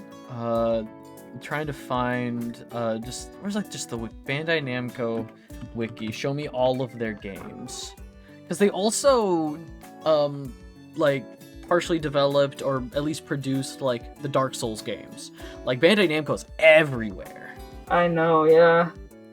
They published a whole bunch of shit. They produced, I think they bought CyberConnect 2, which is the ones who did. They own several. They own several Japanese media franchises such as Shonen Jump, Gundam, Kamen Rider, Super Sentai, Sword Art Online, and the Ultra series. Damn. There's a dot hack. Was it dot hack? .com? I never played a dot hack. You can't make me play a dot hack game. 4 days. 4 days, 2 hours, 29 minutes, and 17 seconds. I'm so excited. Until what, I die? What are you talking about? I don't know yet. We don't know yet. We'll find out when we get there. Okay. Sorry, I had to check it, but I love Dot Hack series, but they bought CyberConnect, and now CyberConnect just makes arena fighters. Oh, we got how cool would it have been if something like Kimetsu no Yaiba would have totally suited a Dark Souls grueling, hard, difficult fight genre, right? But they just made a fucking arena fighter. Oh, South Park? The South Park. Yeah, I was just like, what else was announced at that? And I remember this wasn't announced. I think this trailer came out a couple weeks ago, maybe sometime last month. But The South Park, the South Park games aren't bad. It's just that South Park is a very particular flavor, right? Like, that's kind of how I feel. I mean, was it Stick of Truth or Fractured Butthole that was popular? Both of them, but the Fractured Butthole had more of a tactic style gameplay thing where like it was a grid and you had to, this attack will hit these squares and you had to be more, instead of just turn-based combat. Yeah, I've seen that one. I haven't seen much of Stick of Truth then. Stick of Truth is the one that I've seen more of. I think I have them through like PlayStation sales or something, or maybe they were given to me through PlayStation Plus for free. But stream games? I'm just trying to think how stream friendly they are. I mean, they're allowed on Twitch. That's fair. I do know I do know for Twitch's thing, when it comes to like sex and games, if it's required for the game, like if it's a cutscene, allow the cutscene to play, but you're not allowed to like linger on sex. Like the God of War sex minigames. Like you're not allowed to like go do those because those aren't mandatory for the plot. But if there's nipple out in a cutscene, I mean, what I appreciate about God of War 1 is that everybody's nipples is out. There's no discrimination. Kratos has his titties out the entire game. Yeah. There's no... I mean, like, we could also go into, like, oh, it's just over-sexualization of female anatomy and, like, free the nipple and all that stuff, but most of the men you see on Facebook sharing the free the nipple thing are just guys who wants to see titties. So it's like, you know what? I'll keep my... I'll censor my titties. It's fine. I don't... It's fine. It's fine. It's always the feminist guys who just want to see tits. But like always. I do know that South Park, I think Stick of Truth has a and here's the thing, because like you could do a run, it's like, oh, I'm gonna be trophy hunting on this stream. There's a moment in Stick of Truth where you can watch your parents do it, and there's a trophy for watching for like 5 minutes. Oh my god. Yeah. And it's like, it's at that point where I'm just like, that, I don't think that's a stream game. Yeah. I don't think that. I mean, you don't, just don't trophy hunt them. But it does good things for my brain juice. Yeah, but you can just get that one later. That feels weirder. Or you can turn off the capture and turn off, like, the desktop audio and then just be like, put on, like, fucking Dragon Ball Z Abridged. And we interrupt this program to bring you Dragon Ball Z Abridged, and then let the sex scene play off stream, and then bring the game back up and continue playing. It's me sitting in complete silence for 5 minutes, waiting for it to... Intensely staring. No, you have to be, like, wide-eyed to the camera, like, Yeah, do exactly that. For 5 minutes. wait for the trophy palms. Like, all right, what were we doing? Yeah, you could always do that. Because there's visual novels that like I've thought of, because like I read a lot of visual novels, or I guess listen to them because I speak Japanese. But like, that I like to do while drawing. But because some of them were originally like eroge and the arrow scenes were cut out for Steam, I can't actually play them on Twitch, even though the versions that I would be playing wouldn't have the H scenes, because I'm not paying for the game twice just for, like, I could, if I really want to porn that much, there's literally edo game galleries where you can just go and see it. Do you think... I'm not gonna pay for that. You know what I mean? Do you think you could get away with it if you labeled a stream to just talking, because that's all visual novels are, is just talking? Wow.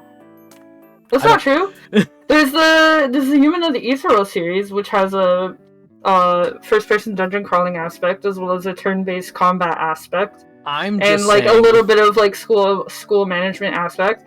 I'm just saying, if the game isn't on the Twitch's list, how would you get around that if you wanted to play those games?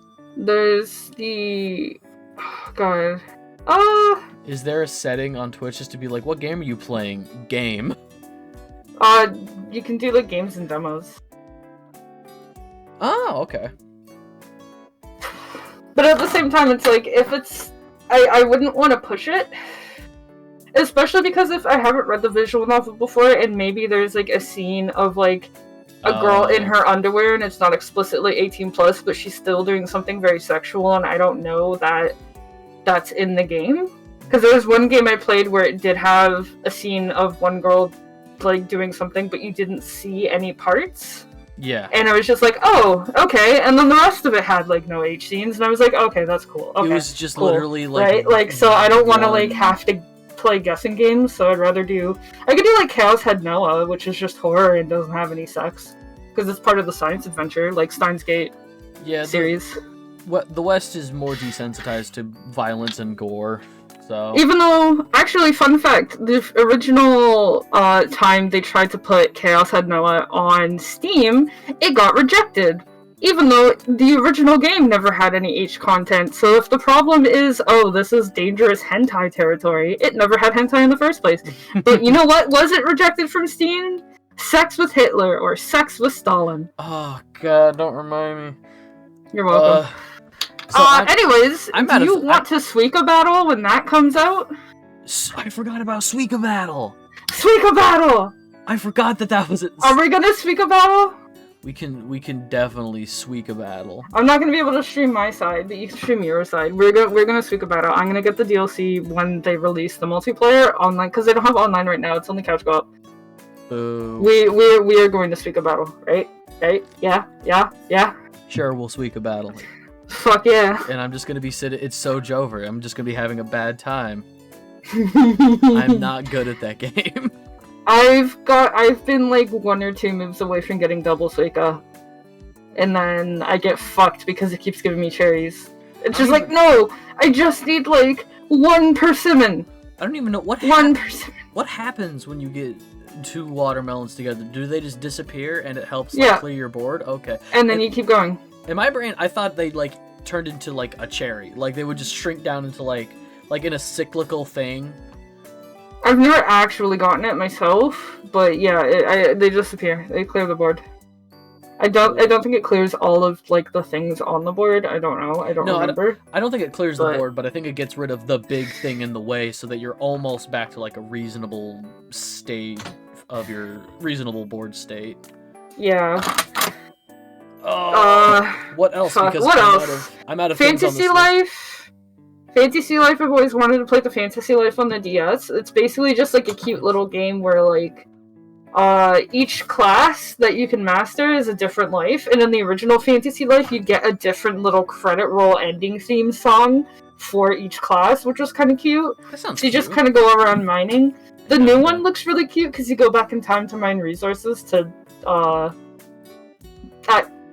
Don't worry about it. I'm trying to find everything announced. Don't worry about it. What was I talking? The more you say that, the more I laugh. You just got Brian flashbanged. It's fine. Everything announced at the Nintendo Direct. I posted it in chat. Oh, this has like an actual like if you scroll down past like the Nintendo Switch picture, it shows just an actual list with the release dates and everything. No images. This list. Yes. So scroll down. There you go. All of it. Oh my god, Fantasy Life. Yeah. Another Crab's Treasure looked really cute. Do we want to talk about, was it Pepper Grinder? Pepper Grinder? Because Pepper Grinder had a hilarious thing where FPS was tied to game speed. So when you had like the VSync, something about the VSync thing, and the game was just super fucking fast. Like, it was like you were playing with full speed on an emulator, but that was just how the game was running, because they tied FPS to... That's the Sonic creators one, right? No, was it no, Pepper Grinder's the digging one. Penny's Big Breakaway. That's the one that's the people That's the one Sonic I'm talking Mania. about, not Pepper Grinder. Okay. Sorry, I'm sorry. I don't mean to slander Pepper Grinder. Pepper Grinder actually looks kind of cool. Especially if you like that sort of thing. I want to be interested in Penny's Big Breakaway. My big issue when games are like, oh, we're channeling like Banjo-Kazooie or Spyro, you know, like we're channeling N64, PS1, 3D platformer. the camera's always wrong. Like, the camera's always zoomed way out, and, like, there's always too much happening in a level. You know, I think a lot of the joy people get from, like, older games like that is the simplicity in each level. Like, a level will just have a thing about it. Like, in Spyro 1, you had, like, in the Artisan Homeworld, you had, this one is the town, you know, town square. This one is the night level. This one is the flying level. This one is the hill level that has 2 layers. You know, you go up and it has a whole extra layer. Like, they each had, like, a thing about each level. But yeah, and then there was, like, the canyon one in the other home world. There was, like, the canyon one. There was the fucking... The ice cave. The war, yeah. And, like, the one mechanic there is that you had the big guys you couldn't kill, and you had to push them off the cliff. Like, there's... Even when it got into Spyro 2 and 3, they had added extra stuff, but they still kept each portal to a theme, which made it simple in its own right? Even if you had, like, this little extra portal you could go through for a mini game, or you had, like, an extra, like, boss hidden somewhere, where once you got the power-up thing, you could use Super Flame to beat them. And it feels like... And this isn't to say that, like, oh my god, get out of here, hang on. What? Trying to get the music back. There we go. There we go. We're good. But the, like, modern games, and this isn't to say that, like, a 3D platformer can't have a really in-depth, because, like, Super Mario 64, that had, like, 1 level, but you had to go in the level 8 times, and each time you go in the level, it's a different mission, and it's like, okay, this is interesting, and I'm looking at the level in a different way every time, so that's... What, you mean like Mario Sunshine and 64? Yeah, that's what I was saying was Mario 64. Sorry, I missed it. Yeah, I missed that bit because I was reading. Banjo-Kazooie, I think, also did something similar. I don't think it made you exit the level every time, but it was like, you're gonna be looking for all different things in here. But again, like, the first few Banjo-Kazooie levels weren't that big. But my biggest one is Ukulele. I really wanted to like Ukulele. But the levels were too big, and they were, like, open and empty, and there'd be, like, platforms that are just way too big, and so you have, like, this little character, camera zoomed way out, and the size perspective was, like, all wrong. Like, the sizing was really weird and off to me in those games, and... I dare say Ty the Tasmanian Tiger is also a good example, especially the first one. Yeah, Ty the Tasmanian Tiger has a whole lot of... Oh, I love that game. I didn't grow up on it. I played it for the first time, I think maybe 3 years ago. I played it for the first time. I played the first one and the second one. I didn't remember the second one until I played it. It's just like, oh yes, the GTA tie, which admittedly was a little convoluted with the way you had to get some secrets and shit, but yeah. I'll always be ashamed of the fact that I was never able to play Ty the Tasmanian Tiger 2 because I couldn't clear the tutorial level. The turret section in the tutorial level, couldn't do it. I tried for half an hour and I couldn't do it. I'm like, I guess I'm just not playing Ty the Tasmanian Tiger 2. I couldn't beat the tutorial, and that will always be like, not like... It's okay. I couldn't beat the first boss in the first Devil May Cry. Oof. And I was like 16 years old, so I was like I'm a child, I can't do this age. I heard a rumor that they're planning on, I don't know if it's Platinum, but there's a company that's looking into remaking Devil May Cry 1, which if it's Cuphead all over again. Yeah, except I'm not holding my problems against Ty 2. I'm not saying Ty 2 is too hard of a game. It's a fucking children's game. Like, the guy who couldn't do the tutorial in Cuphead, like, he blamed the game. He said the game this is dumb, this is bad game design. No, I know it's me. What else was announced? Suika, Pepper Grinder, some horse game. The Tales of Kinzara looks decent. It looks like what was it? Kind of like African tribal. stuff. Oh, yes. This is the guy, like, at the Game Awards, Oh yeah. This is the Game Awards game, right? yeah, and he looked so excited. And when he was talking about, like, oh, this is such a great honor for me, like, I love the Game Awards, I love, like, what it represents, and I'm so glad to be here to talk about my game, I believed him. He was the only guy I believed. Yeah, really. Oh my God. Well, who's the one girl who did the one Japanese girl? Oh. The artist girl who was like talking about her game. Yeah. Kemuri. Yeah, who was talking about The fucking I can't stop it. Can't stop what? It just kept flashing the face on the screen. Oh yeah, sorry. I was trying to get I have 2 tabs open, one on stream, and then I have a little side one here. I'm sorry. Continue. I can't. Who is the woman? This podcast is falling apart, and it's my fault this time. No, it's fine. Ikumi Nakamura, was that her name? Ikumi? Yeah, it was for the game Kemuri. Yeah, she worked on Ghostwire. That's right. Ikumi Nakamura. Is Ghostwire good? Ghostwire looks good. It's like I know Blaze played it, and Blaze really liked it. Because it's like Japan Tokyo meets like kind of like Japan supernatural yokai stuff meets kind of like a cyberpunky-ish aesthetic, and I like it. There is nothing I love more than a not that much cyberpunk, but a little. City there's nothing I love more than a wet neon city at night. Like getting the reflections in the puddles and stuff. Yeah. Oh my god, yes. The Blade Runner with like some movies. 80s synthwave. Oh my god. Playing in the background, or some perturbator even for the more intense scenes. So it's so good, and like Ghostwire looks like that, and so like I've been thinking it's like, oh, maybe I'll play Ghostwire at some point. I might play it on stream or something, so even if I'm not enjoying it, it could be enjoyable to watch me suffer. But it's a Bethesda game, I think, so how bad could it be? Yeah, it is. Pepper I mean, it's one of the better ones, if anything, because I haven't heard half the complaints I've heard about other things. Oh, but yeah, for Tales of Kansera Zhao, I will definitely be playing that. It's one of those things where, like, hey, this guy, like, started his own game company, and he's really passionate. It's a passion project. Yeah, and I want to support that. Exactly. Demon Slayer, is this the Mario Party Demon Slayer game? We'll sweep the board, Sweep the board? Kimetsu no Yaiba. Kimetsu no Yaiba is just the Japanese title of the anime. Oh, okay.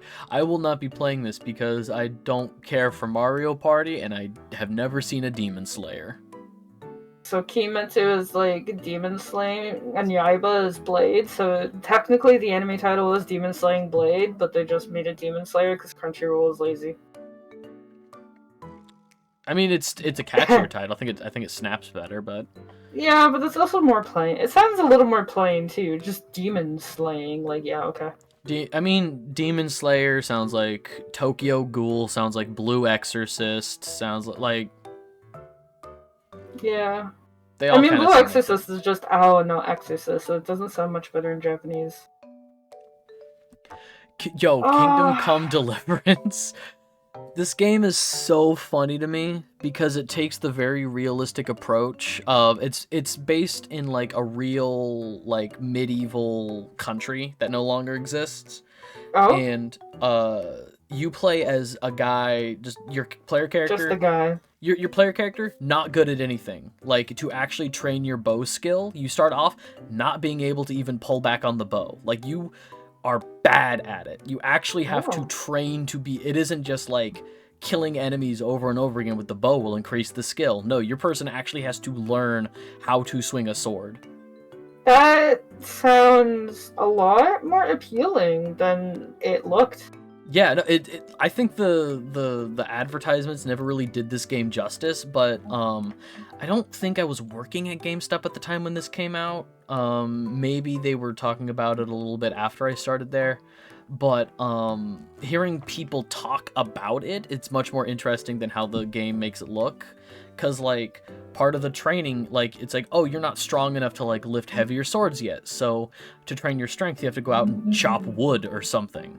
Like, there, from what I understand, there is a very loose story of like your person wants to be a knight or something in this little country, so okay, you have to train to be stronger, you have to train to become a squire or something. And I think this is another one that I got for free through PlayStation Plus, but I never got around to playing it. I would absolutely love to play this on stream, and I'm happy that... I would love to see it, because it sounds a lot better than I thought it would be. Yeah, I love that the passion behind the game was like, we don't want you to already be a cool person in medieval settings. You're gonna suck. That's just the game. You're gonna be bad at it. First person Dark Souls. More of that, though. Nobody starts out OP except in power fantasies. And but that's power fantasy. I mean, to be fair, like, video games are a power fantasy. Like, yeah. If I wanted to be bad at swords, I could just go out into the real world with a sword. Right? I wouldn't say I'm that bad with a bow, but it's been years since I used one. My mom has a bow. I never really learned how to use one. Contra. They're fun. I mean, yeah, it's probably also not a bad skill to have, but Contra Operation Galaga. It's a Contra game. Staring at it, and I was like, Caligula? Caligula, the Roman emperor who declared war against Neptune and threw spears into the ocean? Caligula? Have you heard about that? Yeah. Yeah, and then he like his armies picked up seashells from the beach and are like, we're claiming these as our victory token, like as spoils of war, and then they went home. My god. I think there's a rumor, but like it's not. I don't think it's real, but there was a rumor that he assigned his horse as his royal vizier. Like his advisor was his horse. But I would trust a horse before I trust a human. That's fair. I mean, you saw what happened to Caesar. I don't know if Caligula was before or after Caesar, but we saw what happened there. Caesar going to the oracle. You will die surrounded by your friends and loved ones. Cool. Caesar is about to get stabbed. Wait a minute. Exactly. Pentiment. There was the crab treasure game that looked kind of cute. Oh yeah. Another crab's treasure. I looked at him like, that looks cool, and then we immediately started talking about Penny's Big Breakaway. Yeah, Another Crab's Treasure looked really cute. I like the idea of various levels of armor based on, like, oh, you have a cardboard box as your shell. Cardboard crab! Yeah, I think this also has an opportunity to speak about, like, how we treat the environment. I think that might be something they, you know, sneak in there just to be like, so. Hey, look at this pollution in the ocean. Doesn't that suck? I hope so. I really hope so. I also love stories like this, because like he goes on the crab goes on this huge adventure just because like they lost the shell, you know. It's not anything, they could find a new shell easily, but it's like, no, that's mine, and then they have to go on this huge adventure that they never wanted just because it's like, I just want my shell back. I just want my son back. Yeah, we've seen it before. Well, it's a very personal, it's very Hitchhiker's Guide. Like, in the Hitchhiker's Guide to the Galaxy, it was very much like the main character didn't want to go on an adventure across the galaxy, and his whole thing was just like... I've been meaning to watch that one. I would say, I mean, the books are really long. I want to read it. I do want to read it. You can get all... So there's 3 mainline books, and then I think Douglas Adam wrote 2 shorter sequel books. And you can get all of them in, like, 1 volume. That's what I have. Oh. I would say watch the mini-series from the BBC from, like, the early to mid-2000s. Because the mini-series cuts out less, and the movie's fine. The movie's fun, but it does cut out a lot. Hitchhiker's Guide is The Answer to Life is 42, right? Yeah. From the big whale? No, it was a supercomputer. They designed a supercomputer to find the meaning of life, and then the race that designed her died off, and then somebody finally found her. It's like, hey, you're that big computer they built to discover the meaning of life, right? And she's just like, yeah.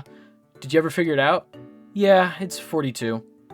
What do you mean? Like, what do you mean it's 42? A whole civilization like built you, died. You know, eras have come and gone. People have been wondering.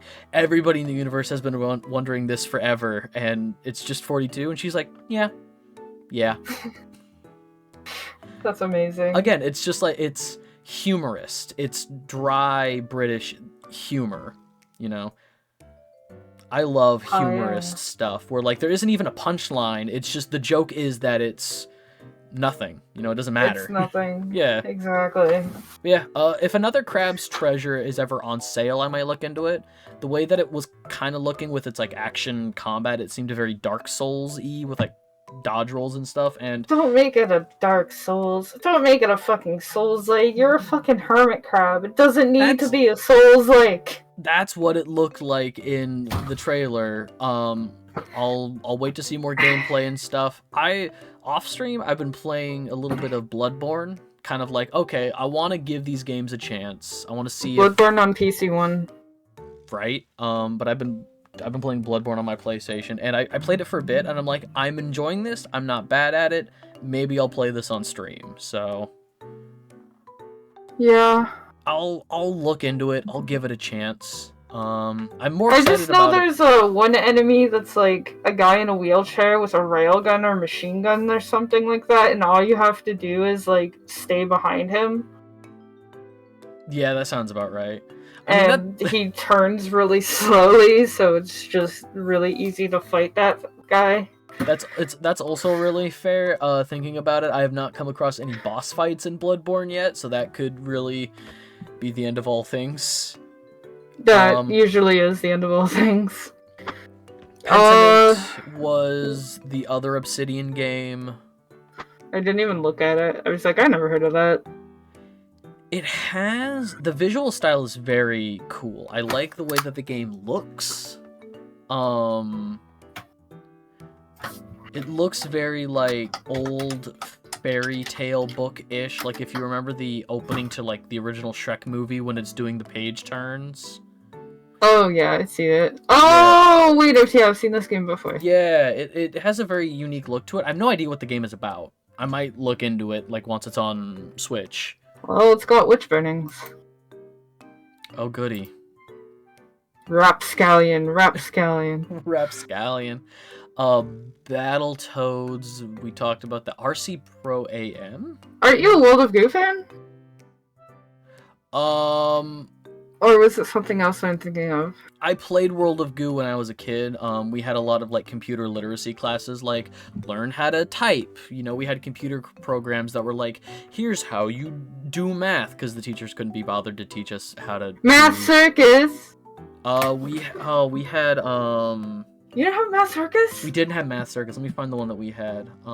Did you have Reader Rabbit? That sounds familiar. The math program that we had was, you played as, like, the new assistant mayor to this town, and, like, everybody in town was like, there was a fishmonger, and he's like, I don't know how many fish to sell at what price, you know? If my fish cost this much per pound, how many pounds do I have to sell to make this much? You know, like, it was fun. It was alright. There was a high... That sounds familiar. It's one of those things where, like, deep-seated memories, but, we had, whenever we were done in these computer literacy classes, whenever we were done with the daily, like, whatever we were doing, whether it was a typing thing or a math thing, there would be, other programs on the computer, and the teacher would just say, play something else that's, like, on the computer, and we had World of Goo, and, the Lemony Snicket Series of Unfortunate Events video game based on the... There's a video game for that? Based on the 2005 movie with Jim Carrey? They never finished that series. Those movies got me into the books, and the books are so good. Why did they never finish them? Maybe because the movie didn't do as well as they were hoping. That tends to be when those things fall off. Like, that's why they never finished the Percy Jackson movies. Yeah, but weren't those ones actually bad, though? The Lemony Snicket ones are good. Yeah, I mean, they did a Netflix series, like, 5 years ago with Neil Patrick Harris. Oh. Yeah, it was Neil Patrick Harris as the like weird, creepy adopted uncle. And they had an actual like narration. Like Lemony Snicket was a character who would be like, "I'm Lemony Snicket, and this is my book," and he was played by Patrick Warburton. Huh. And yeah, it looked good.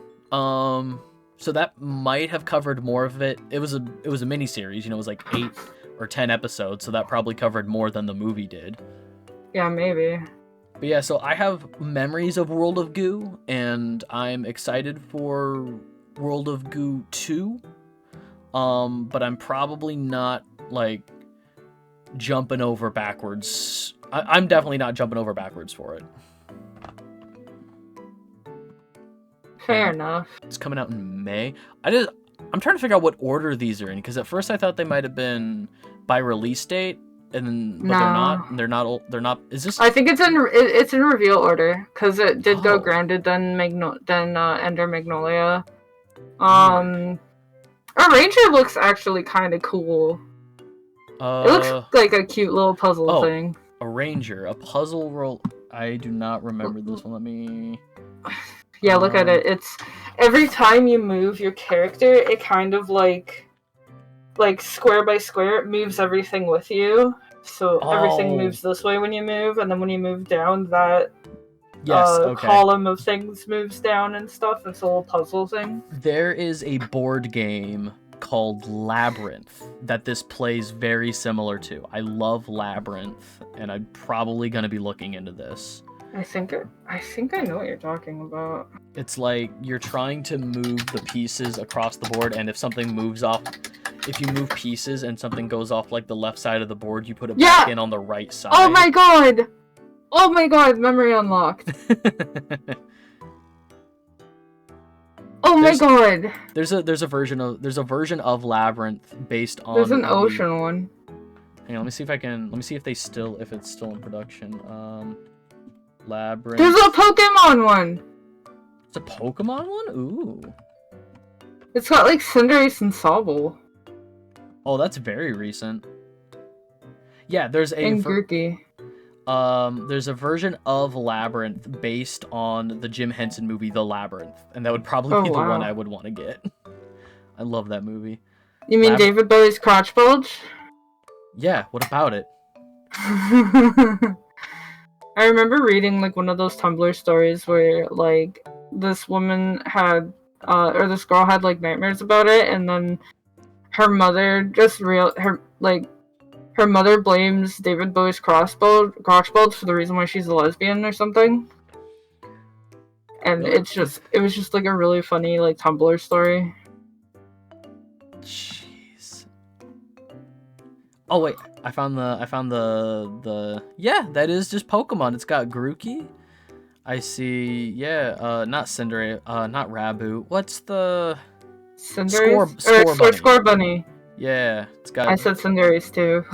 Gengar, Snorlax. It's got the Kanto starters. That's fun. Okay. Oh, that's why I like it so much. It's by Ravensburger. Ravensburger. Yeah, Ravensburger is a very good board game, card game company, and they partner with Disney for a lot of stuff. They did Disney's new TCG, Lorcana. Disney has a TCG? Yeah. Oh god. I think it was last weekend. I went to see, when I was out of town, like to see a friend. We got a bunch of different card like TCGs just to play, just to see if we liked any of them, because we played like Magic and Yu-Gi-Oh together. So we played Pokemon. We each got like a starter deck for Pokemon and played Pokemon. We each got a starter deck for Lorcana. We got starter decks for Flesh and Blood, which I'm a fan of. I like Flesh and Blood. But we got like a handful of different TCGs to try, and I like them. I think Lorcana plays like Baby's First Magic: The Gathering. Baby's First Magic. Yeah, instead of having, there are like colors assigned to the card types, but instead of having mana, or like how Pokemon has the energy type, instead of having like individual energy types per card, you can, if you place the card, you can spend cards from your hand as ink for like an inkwell to draw the cartoons. That's like the flavor of the game. Is you're drawing. It's like two people fighting with like drawings from the Disney movies, and but like everything uses the same pool of mana, basically the same pool of energy. So the power scaling feels a little weird, but it feels very easy to pick up for like kids. Yeah, I guess they would aim it to have it for younger audiences as well. So yeah. I think I would like to play more. Like I liked Pokemon. I'd like to play more of the Pokemon TCG, but digressing. I liked old Pokemon TCG, like up to like Gen 3 or 4. That's fair. I remember EXs and everything like that, but then it got like, you know, there's V and like all this other stuff. It's just like, okay. What I think is interesting about it is the pool of prizes, because your win condition could just be at the bottom of that prize pool. Oh, the prize cards? Well, like, yeah. How you would when you shuffle your deck and then you have to put the prize cards aside? Yeah, the 6 prize cards. Yeah. So you could just be fucked. They could all be energy cards, and then you're missing 6 energy cards from your deck, and then you get fucking dried up. I believe that's the official way to play, but I do remember, like, back in the day, you didn't have to play with prize cards if you didn't want to. You could just, like, 3 KOs to win. The other one, it's either the 2 win conditions in the official ruling, because again, we were playing blind. We'd never played before, so we read the rule book. It's either whoever is the first to win all 6 of their prizes, or whoever is the first to get, like, if you defeat all of your opponent's Pokemon and there's none on, like, the bench or anything, like, they just have no Pokemon on their side. That's, like, the other win condition. So it seems like they're all in their deck. Yeah, it seems like prizes might be the easier way to win in the official TCG. Talked about Endless Ocean, Blast Core, Killer Instinct. These are all the rare games. What is RC? That's the last one that I'm not sure. First thing I think of is like RC cards. There is, okay. That face is going to haunt my dreams. It's okay. We will watch the bit about him. We will watch the bit about him, and then you will understand why I love him so much. Oh, I think this is another rare game. Yeah, this is okay. This is just another one of the rare games coming to Switch. So I think that's all of them. Yeah. I remember hearing, like, I've seen some, like, on Twitter and stuff like that, people are like, why didn't they talk about, like, the Switch 2? It's like, it's a fucking partner direct. They wouldn't have anyway. Yeah, absolutely. So yeah. And, like, Switch 2 is still a rumor, so I don't know why people are, like, it hasn't been, like, officially talked about yet. And that's one of the things I kind of get tired of, is when things aren't officially talked about, and then people are all like, okay, this is a thing that's real, and we're all gonna hype ourselves up for it, or ask the company why they're not doing it yet, even though it's just like a leak, and it might not be the real thing. It's like, oh, leak said this, leak said that. Leaks can say whatever the fuck they want. They're leaks, like, they're not official sources. That's how somebody could pose as a leak and be like, oh yeah, you know what I mean? Like, that is 100%. The Switch 2 doesn't exist until Nintendo says something about it. Like, just fucking shut up, please. That's how I feel about Spyro 4. That's how I feel about, like, nobody has officially said anything about Spyro 4 yet, but everybody's just like, but the leaks, we know. No, you have leaks. I mean, they're getting rid of Toys for Bob's anyway, so it's gonna get canceled if it is even in development. I heard about that. I read into this. Toys for Bob is not being shuttered. The offices got closed, so everybody is still working, but working from home. Toys for Bob is still going, and like the person in charge of Toys for Bob is like, you know, don't believe the rumors. You know, we're still developing hard on our games and stuff. I don't know if they're just doing games, right? I think right now they're just focusing on continued support for Crash Team Rumble. Yeah. Which is, you know, make the Spyro characters just tack Spyro onto the Crash games. That's all Spyro's worth. Just tack them onto the Crash games. Why was Crash more popular? Because I remember people, Crash I was remember first. people liking Spyro more. That's the only thing is Crash was first. Crash started in 97. 96? No. Crash started at least a year before Spyro came out. That's really the only thing is Crash was Oh first. my god, I'm not old. Yeah. Thanks. Look. That's all I'm saying. Oh, fuck. That's basically everything we had to talk about. Pretty much, yeah. Layoffs suck. Shareholders suck. Companies suck. Yup.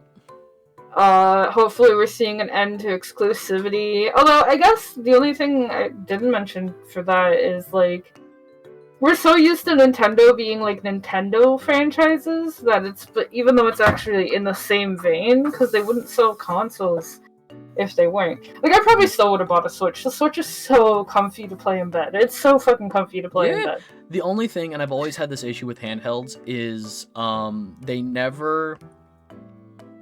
I've never felt comfortable holding a handheld console. I always have to get an adapter to make it feel like I'm holding a controller.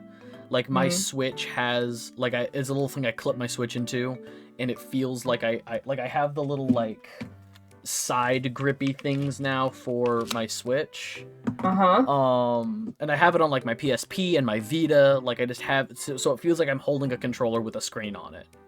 Oh. Like and that just feels more comfortable to me. Without that, it feels like it's just gonna slide out of my hands. Do you have big hands? Maybe yes, no, I don't know. I have tiny hands. So like where's my Switch? People want a new console because it's about time for a new one. Yeah, but again, they're just being impatient and kind of entitled. Here's my like broken-ish drifting Pikachu one. Like they fit perfectly in my hands. Like this is just perfect. I don't have. You know what I mean? It's just so perfect in my hands, so I can just like lay on like my belly, put my Switch near my face, have my arms to my sides. Like, I'm not stuck in controller position, which is one of my biggest gripes with playing things on computer, with playing things on console, is I'm always just stuck holding something like this. And, like, if I'm laying on my side, my elbows are like this. Yeah. So this way I can, like, when I was streaming with my Switch and stuff like that, I'd be sitting here like this. Yeah, like, with my knees up, just, like, my Joy-Cons in my hands, just looking at the screen, just, like... It's fucking very comfy. Comfortable. It's so comfy. So this is a DualShock 3, a PS3 controller. So like when I'm holding them, my fingers do want to overlap when I. Oh wow. Yeah. I have. The PS4 is better. The PS4 is a little bit of a. My hands are not that big. Is that like a PS? This is a DualShock. Yeah. The Logitech. No, it's not a DualShock. It's a Logitech.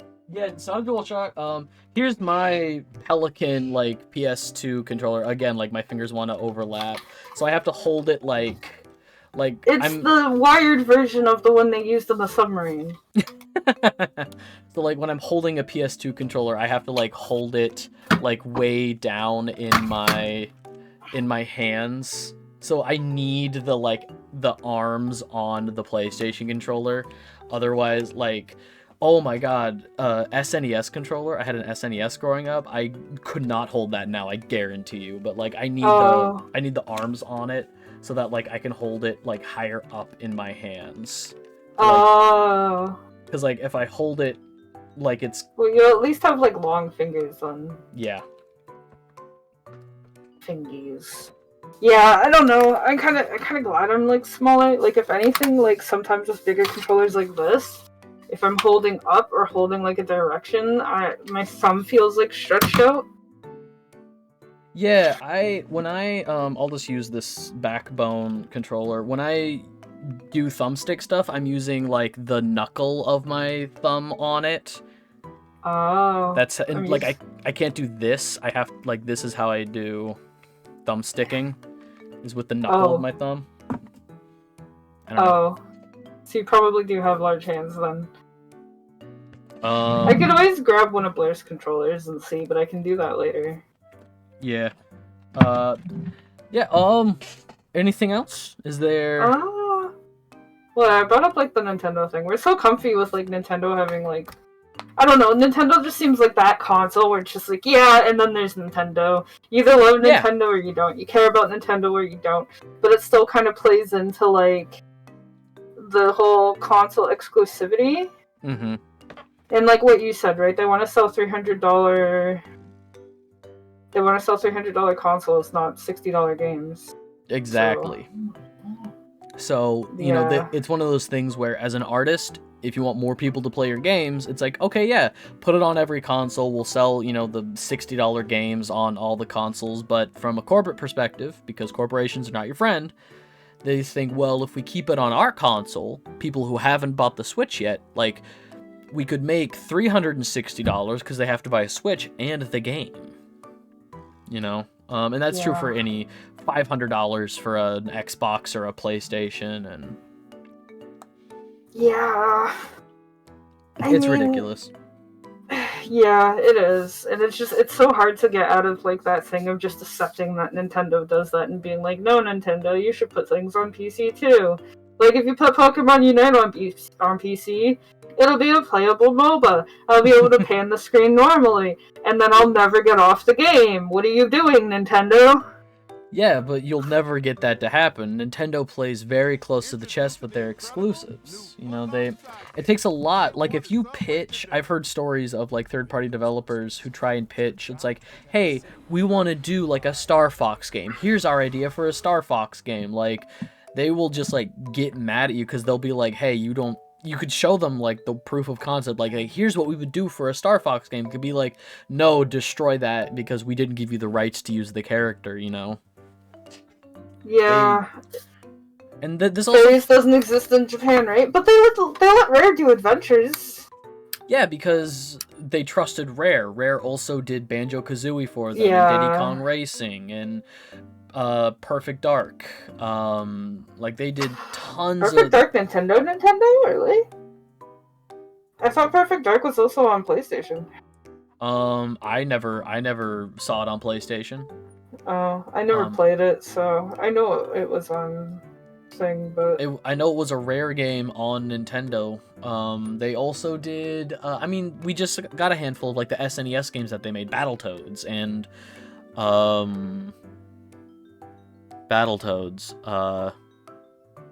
probably some other ones I'm forgetting. Check. Yeah, forgetting all of the other ones. Well, but you know, the other ones we've never heard of. Well, because the N64 era was huge Snake for Rattle. Rare. They Blast Corps. The N64 era was huge for Rare. They did the GoldenEye. They did Donkey Kong. Donkey Kong 64. Donkey Kong. Did they do Donkey Kong 64? Oh yeah, they did.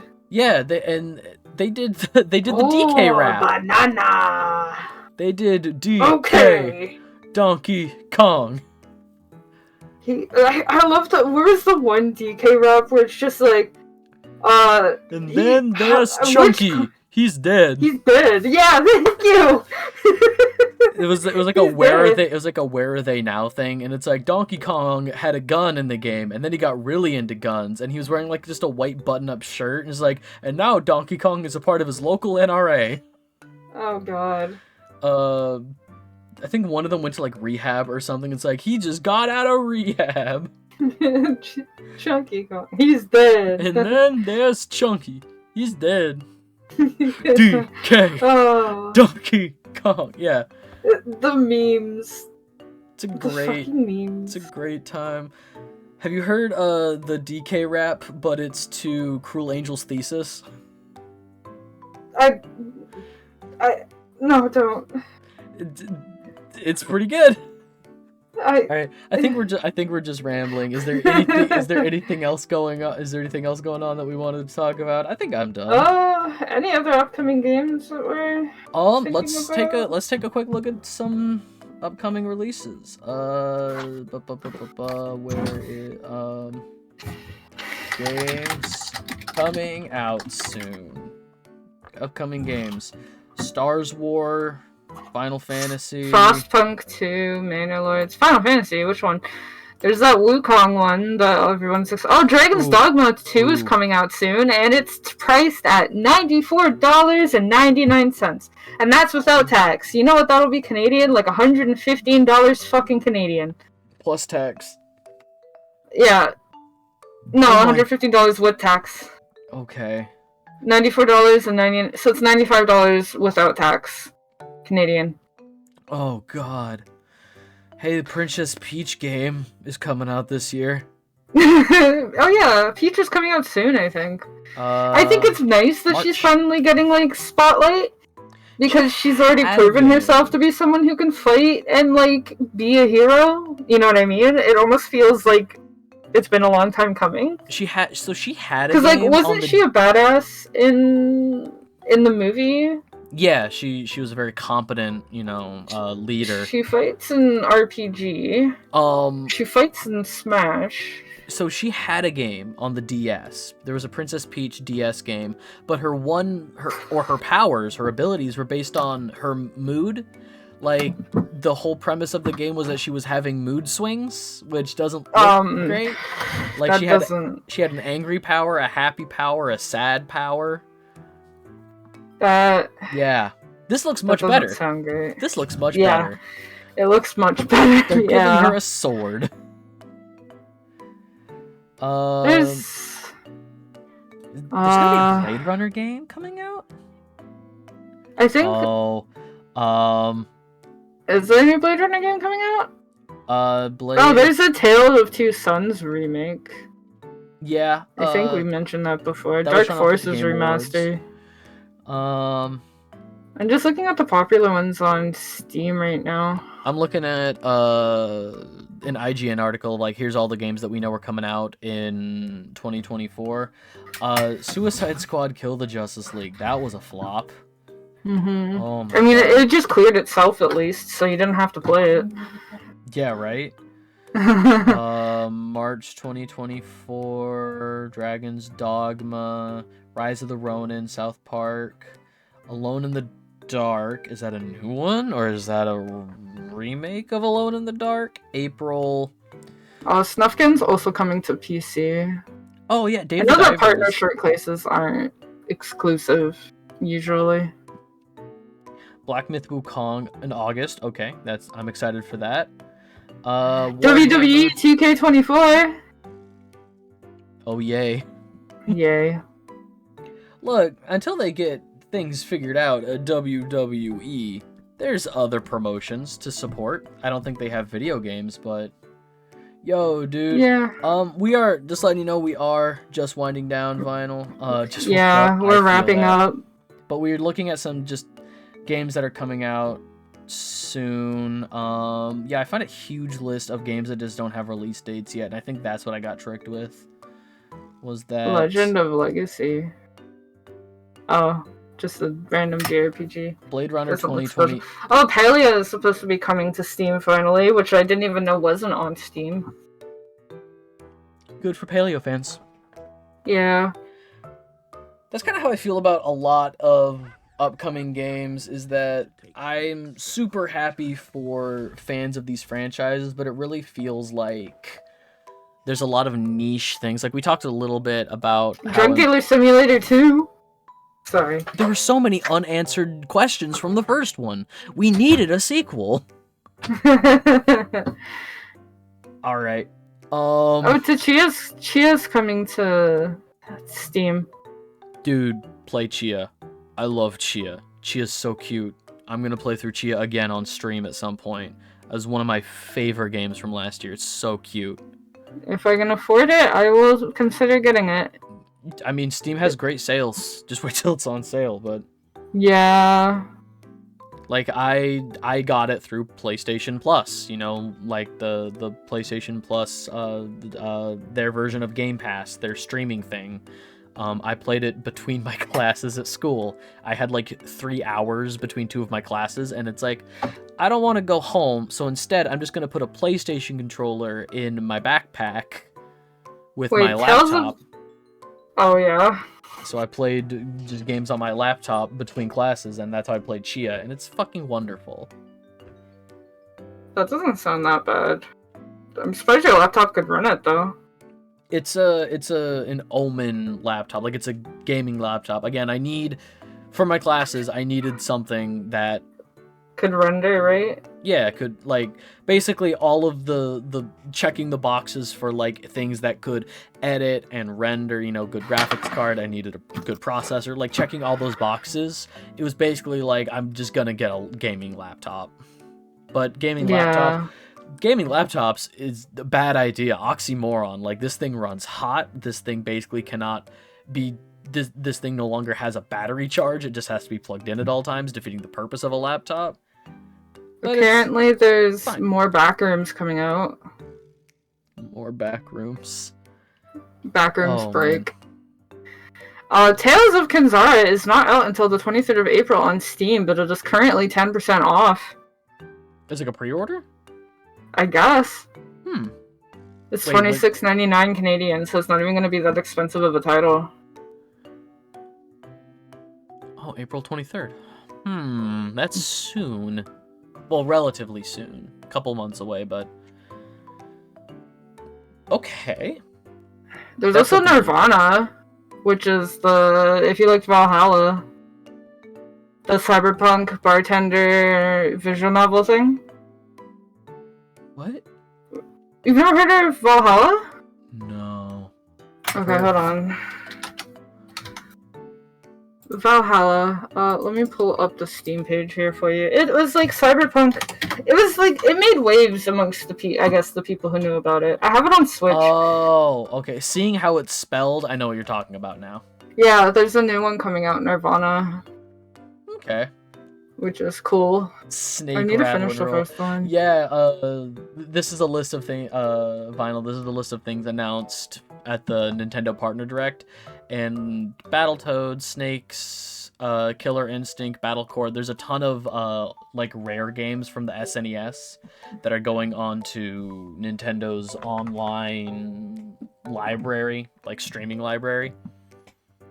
Not to be confused with common games. Yeah. Star Wars Battlefront Classic Collection, Shin Megami Tensei 5. So, is that what Shin Megami Tensei 3 Nocturne is? Is Nocturne the same version where it's just, or the same thing where it's just like, we're gonna add a little bit and re-release the same game?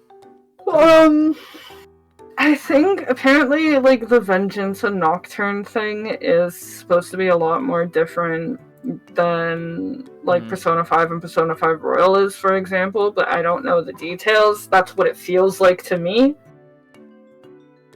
It's like Atlas takes... I also saw a tweet where it's like Atlas takes a game, adds a singular hot female character, and then re-releases the entire game. So they did that with female protagonists. They did that with Maria. Catherine. Yeah, full Catherine full body. Yeah. Yep. They did that with what's her name? Maria.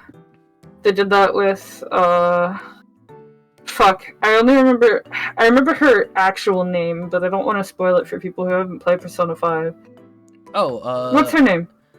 I think I think the safe, like, Suki? Sumire.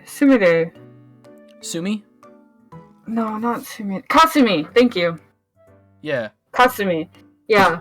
Kasumi, they did it with the new Persona, or SMT Vengeance. Apparently they added a hot girl and now it's a different game.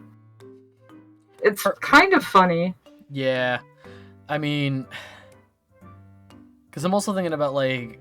First of all, I think it's really funny that Persona 5, which is a spinoff of SMT, now has so many of its own spinoffs, like dancing games, you have Persona Q games, you have, like, Persona 3, or Persona 5, but it's Dynasty Warriors, you have Persona 5, but it's Tactics, Persona 5, but it's a mobile game now, like... Oh, yeah. God. There's a lot. Also, doesn't Persona kill every gacha game it crosses over with? Yeah. That's... I think there's, like, 6 examples of that happening. Is there a coincidence? Look. I mean, Miku keeps them alive. There's one game that has been crossing over with Miku for once a year, and I used to play it back in like 2017, and it's still alive. If we look at data collection and data sets, a single point on a graph, that's nothing. 2 points on a graph, coincidence, that's not enough to be a trend. If we have 6 points on a graph, saying, fuck, here's the cause and effect, that is 100% a trend. Like, just no. Basic terms of, like, data setting. It invented jazz, but kills gacha. I don't think it invented jazz. I think it popularized acid jazz. It invented jazz. Don't let the fans hear that. Don't let the fan. Oh my god! Look. Do you remember when like there was a bunch of people in the Smash community being outed as groomers, and everyone was like, "It's the Phantom Thieves of Heart, revealing their true selves." Oh my god! And it's just like, I never want to be a part of this fandom. This is why sometimes I spell gamer G''MER. Sometimes it's a slur. Yeah, gamer derogatory. Gamer parenthesis derogatory. Oh man. I just want people to be normal. Like be yourself. Be as true to yourself as you possibly can be, but also come on, man. There's a time and a place, and that ain't it. This ain't it, Chief. These are pedophiles. These are real life criminals. They're real life victims. We don't need your phantom bullshit. Oh my god. Okay, I think we're done. Yeah. I think we're done. Find Miu at places. Support Miu on coffee. Commission Miu for... Yeah, I'm doing 50% off commissions right now. The commission sheet is on my Ko-Fi, which I can link if I'm allowed to. You should be able to, you're a mod. I am. I'm asking your permission. Oh, yeah. There's some examples of my work. I haven't put anything recent, but I do pixel art. I'm also getting into live 2D rigging as well. So, you know, I'm going to be learning how to do more of that and opening those commissions as well. That'll be a little bit later, but I do character design, pixel art, pixel animation, simple animated emotes, as well as like emotes, other art, full body works, background images as well. And yeah, I'll be 50% off with some exceptions, because I'm not cutting VTubers takes way too much time, so I'm not offering a discount on that, unfortunately. Cutting VTubers is a big job. So, but everything else. For people watching the mod, how long is this? I'll probably be doing this for about over like the next monthish or so. Okay. So if this goes up the last Saturday of March, is that like... There'll be like a week left. Okay. So if you're watching this on YouTube, how I am there as well, but yeah. Yeah. If you're watching this on YouTube, that might still be going on. Either way, check out Miu's portfolio. Support her. Follow on Twitch so you know when she goes live. She plays games and sometimes streams her art. Yep. I've been doing a lot of art streams over the next bit, since I did get a lot of commissions, thankfully. Hell yeah. So yeah, wait, did you ever upload? Not yet. I was just hang on, let me see if can I do that now or would I have to? You can try doing it now. Let me hang on.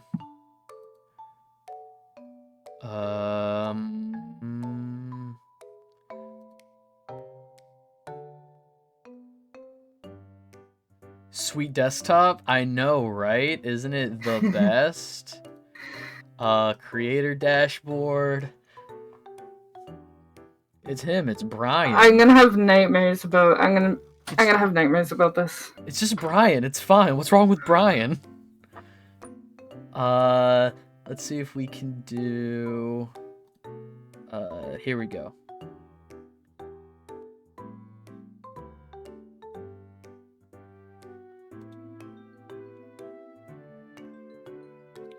Upload in my down. I'm not sure if you'll have instant uploads, you might.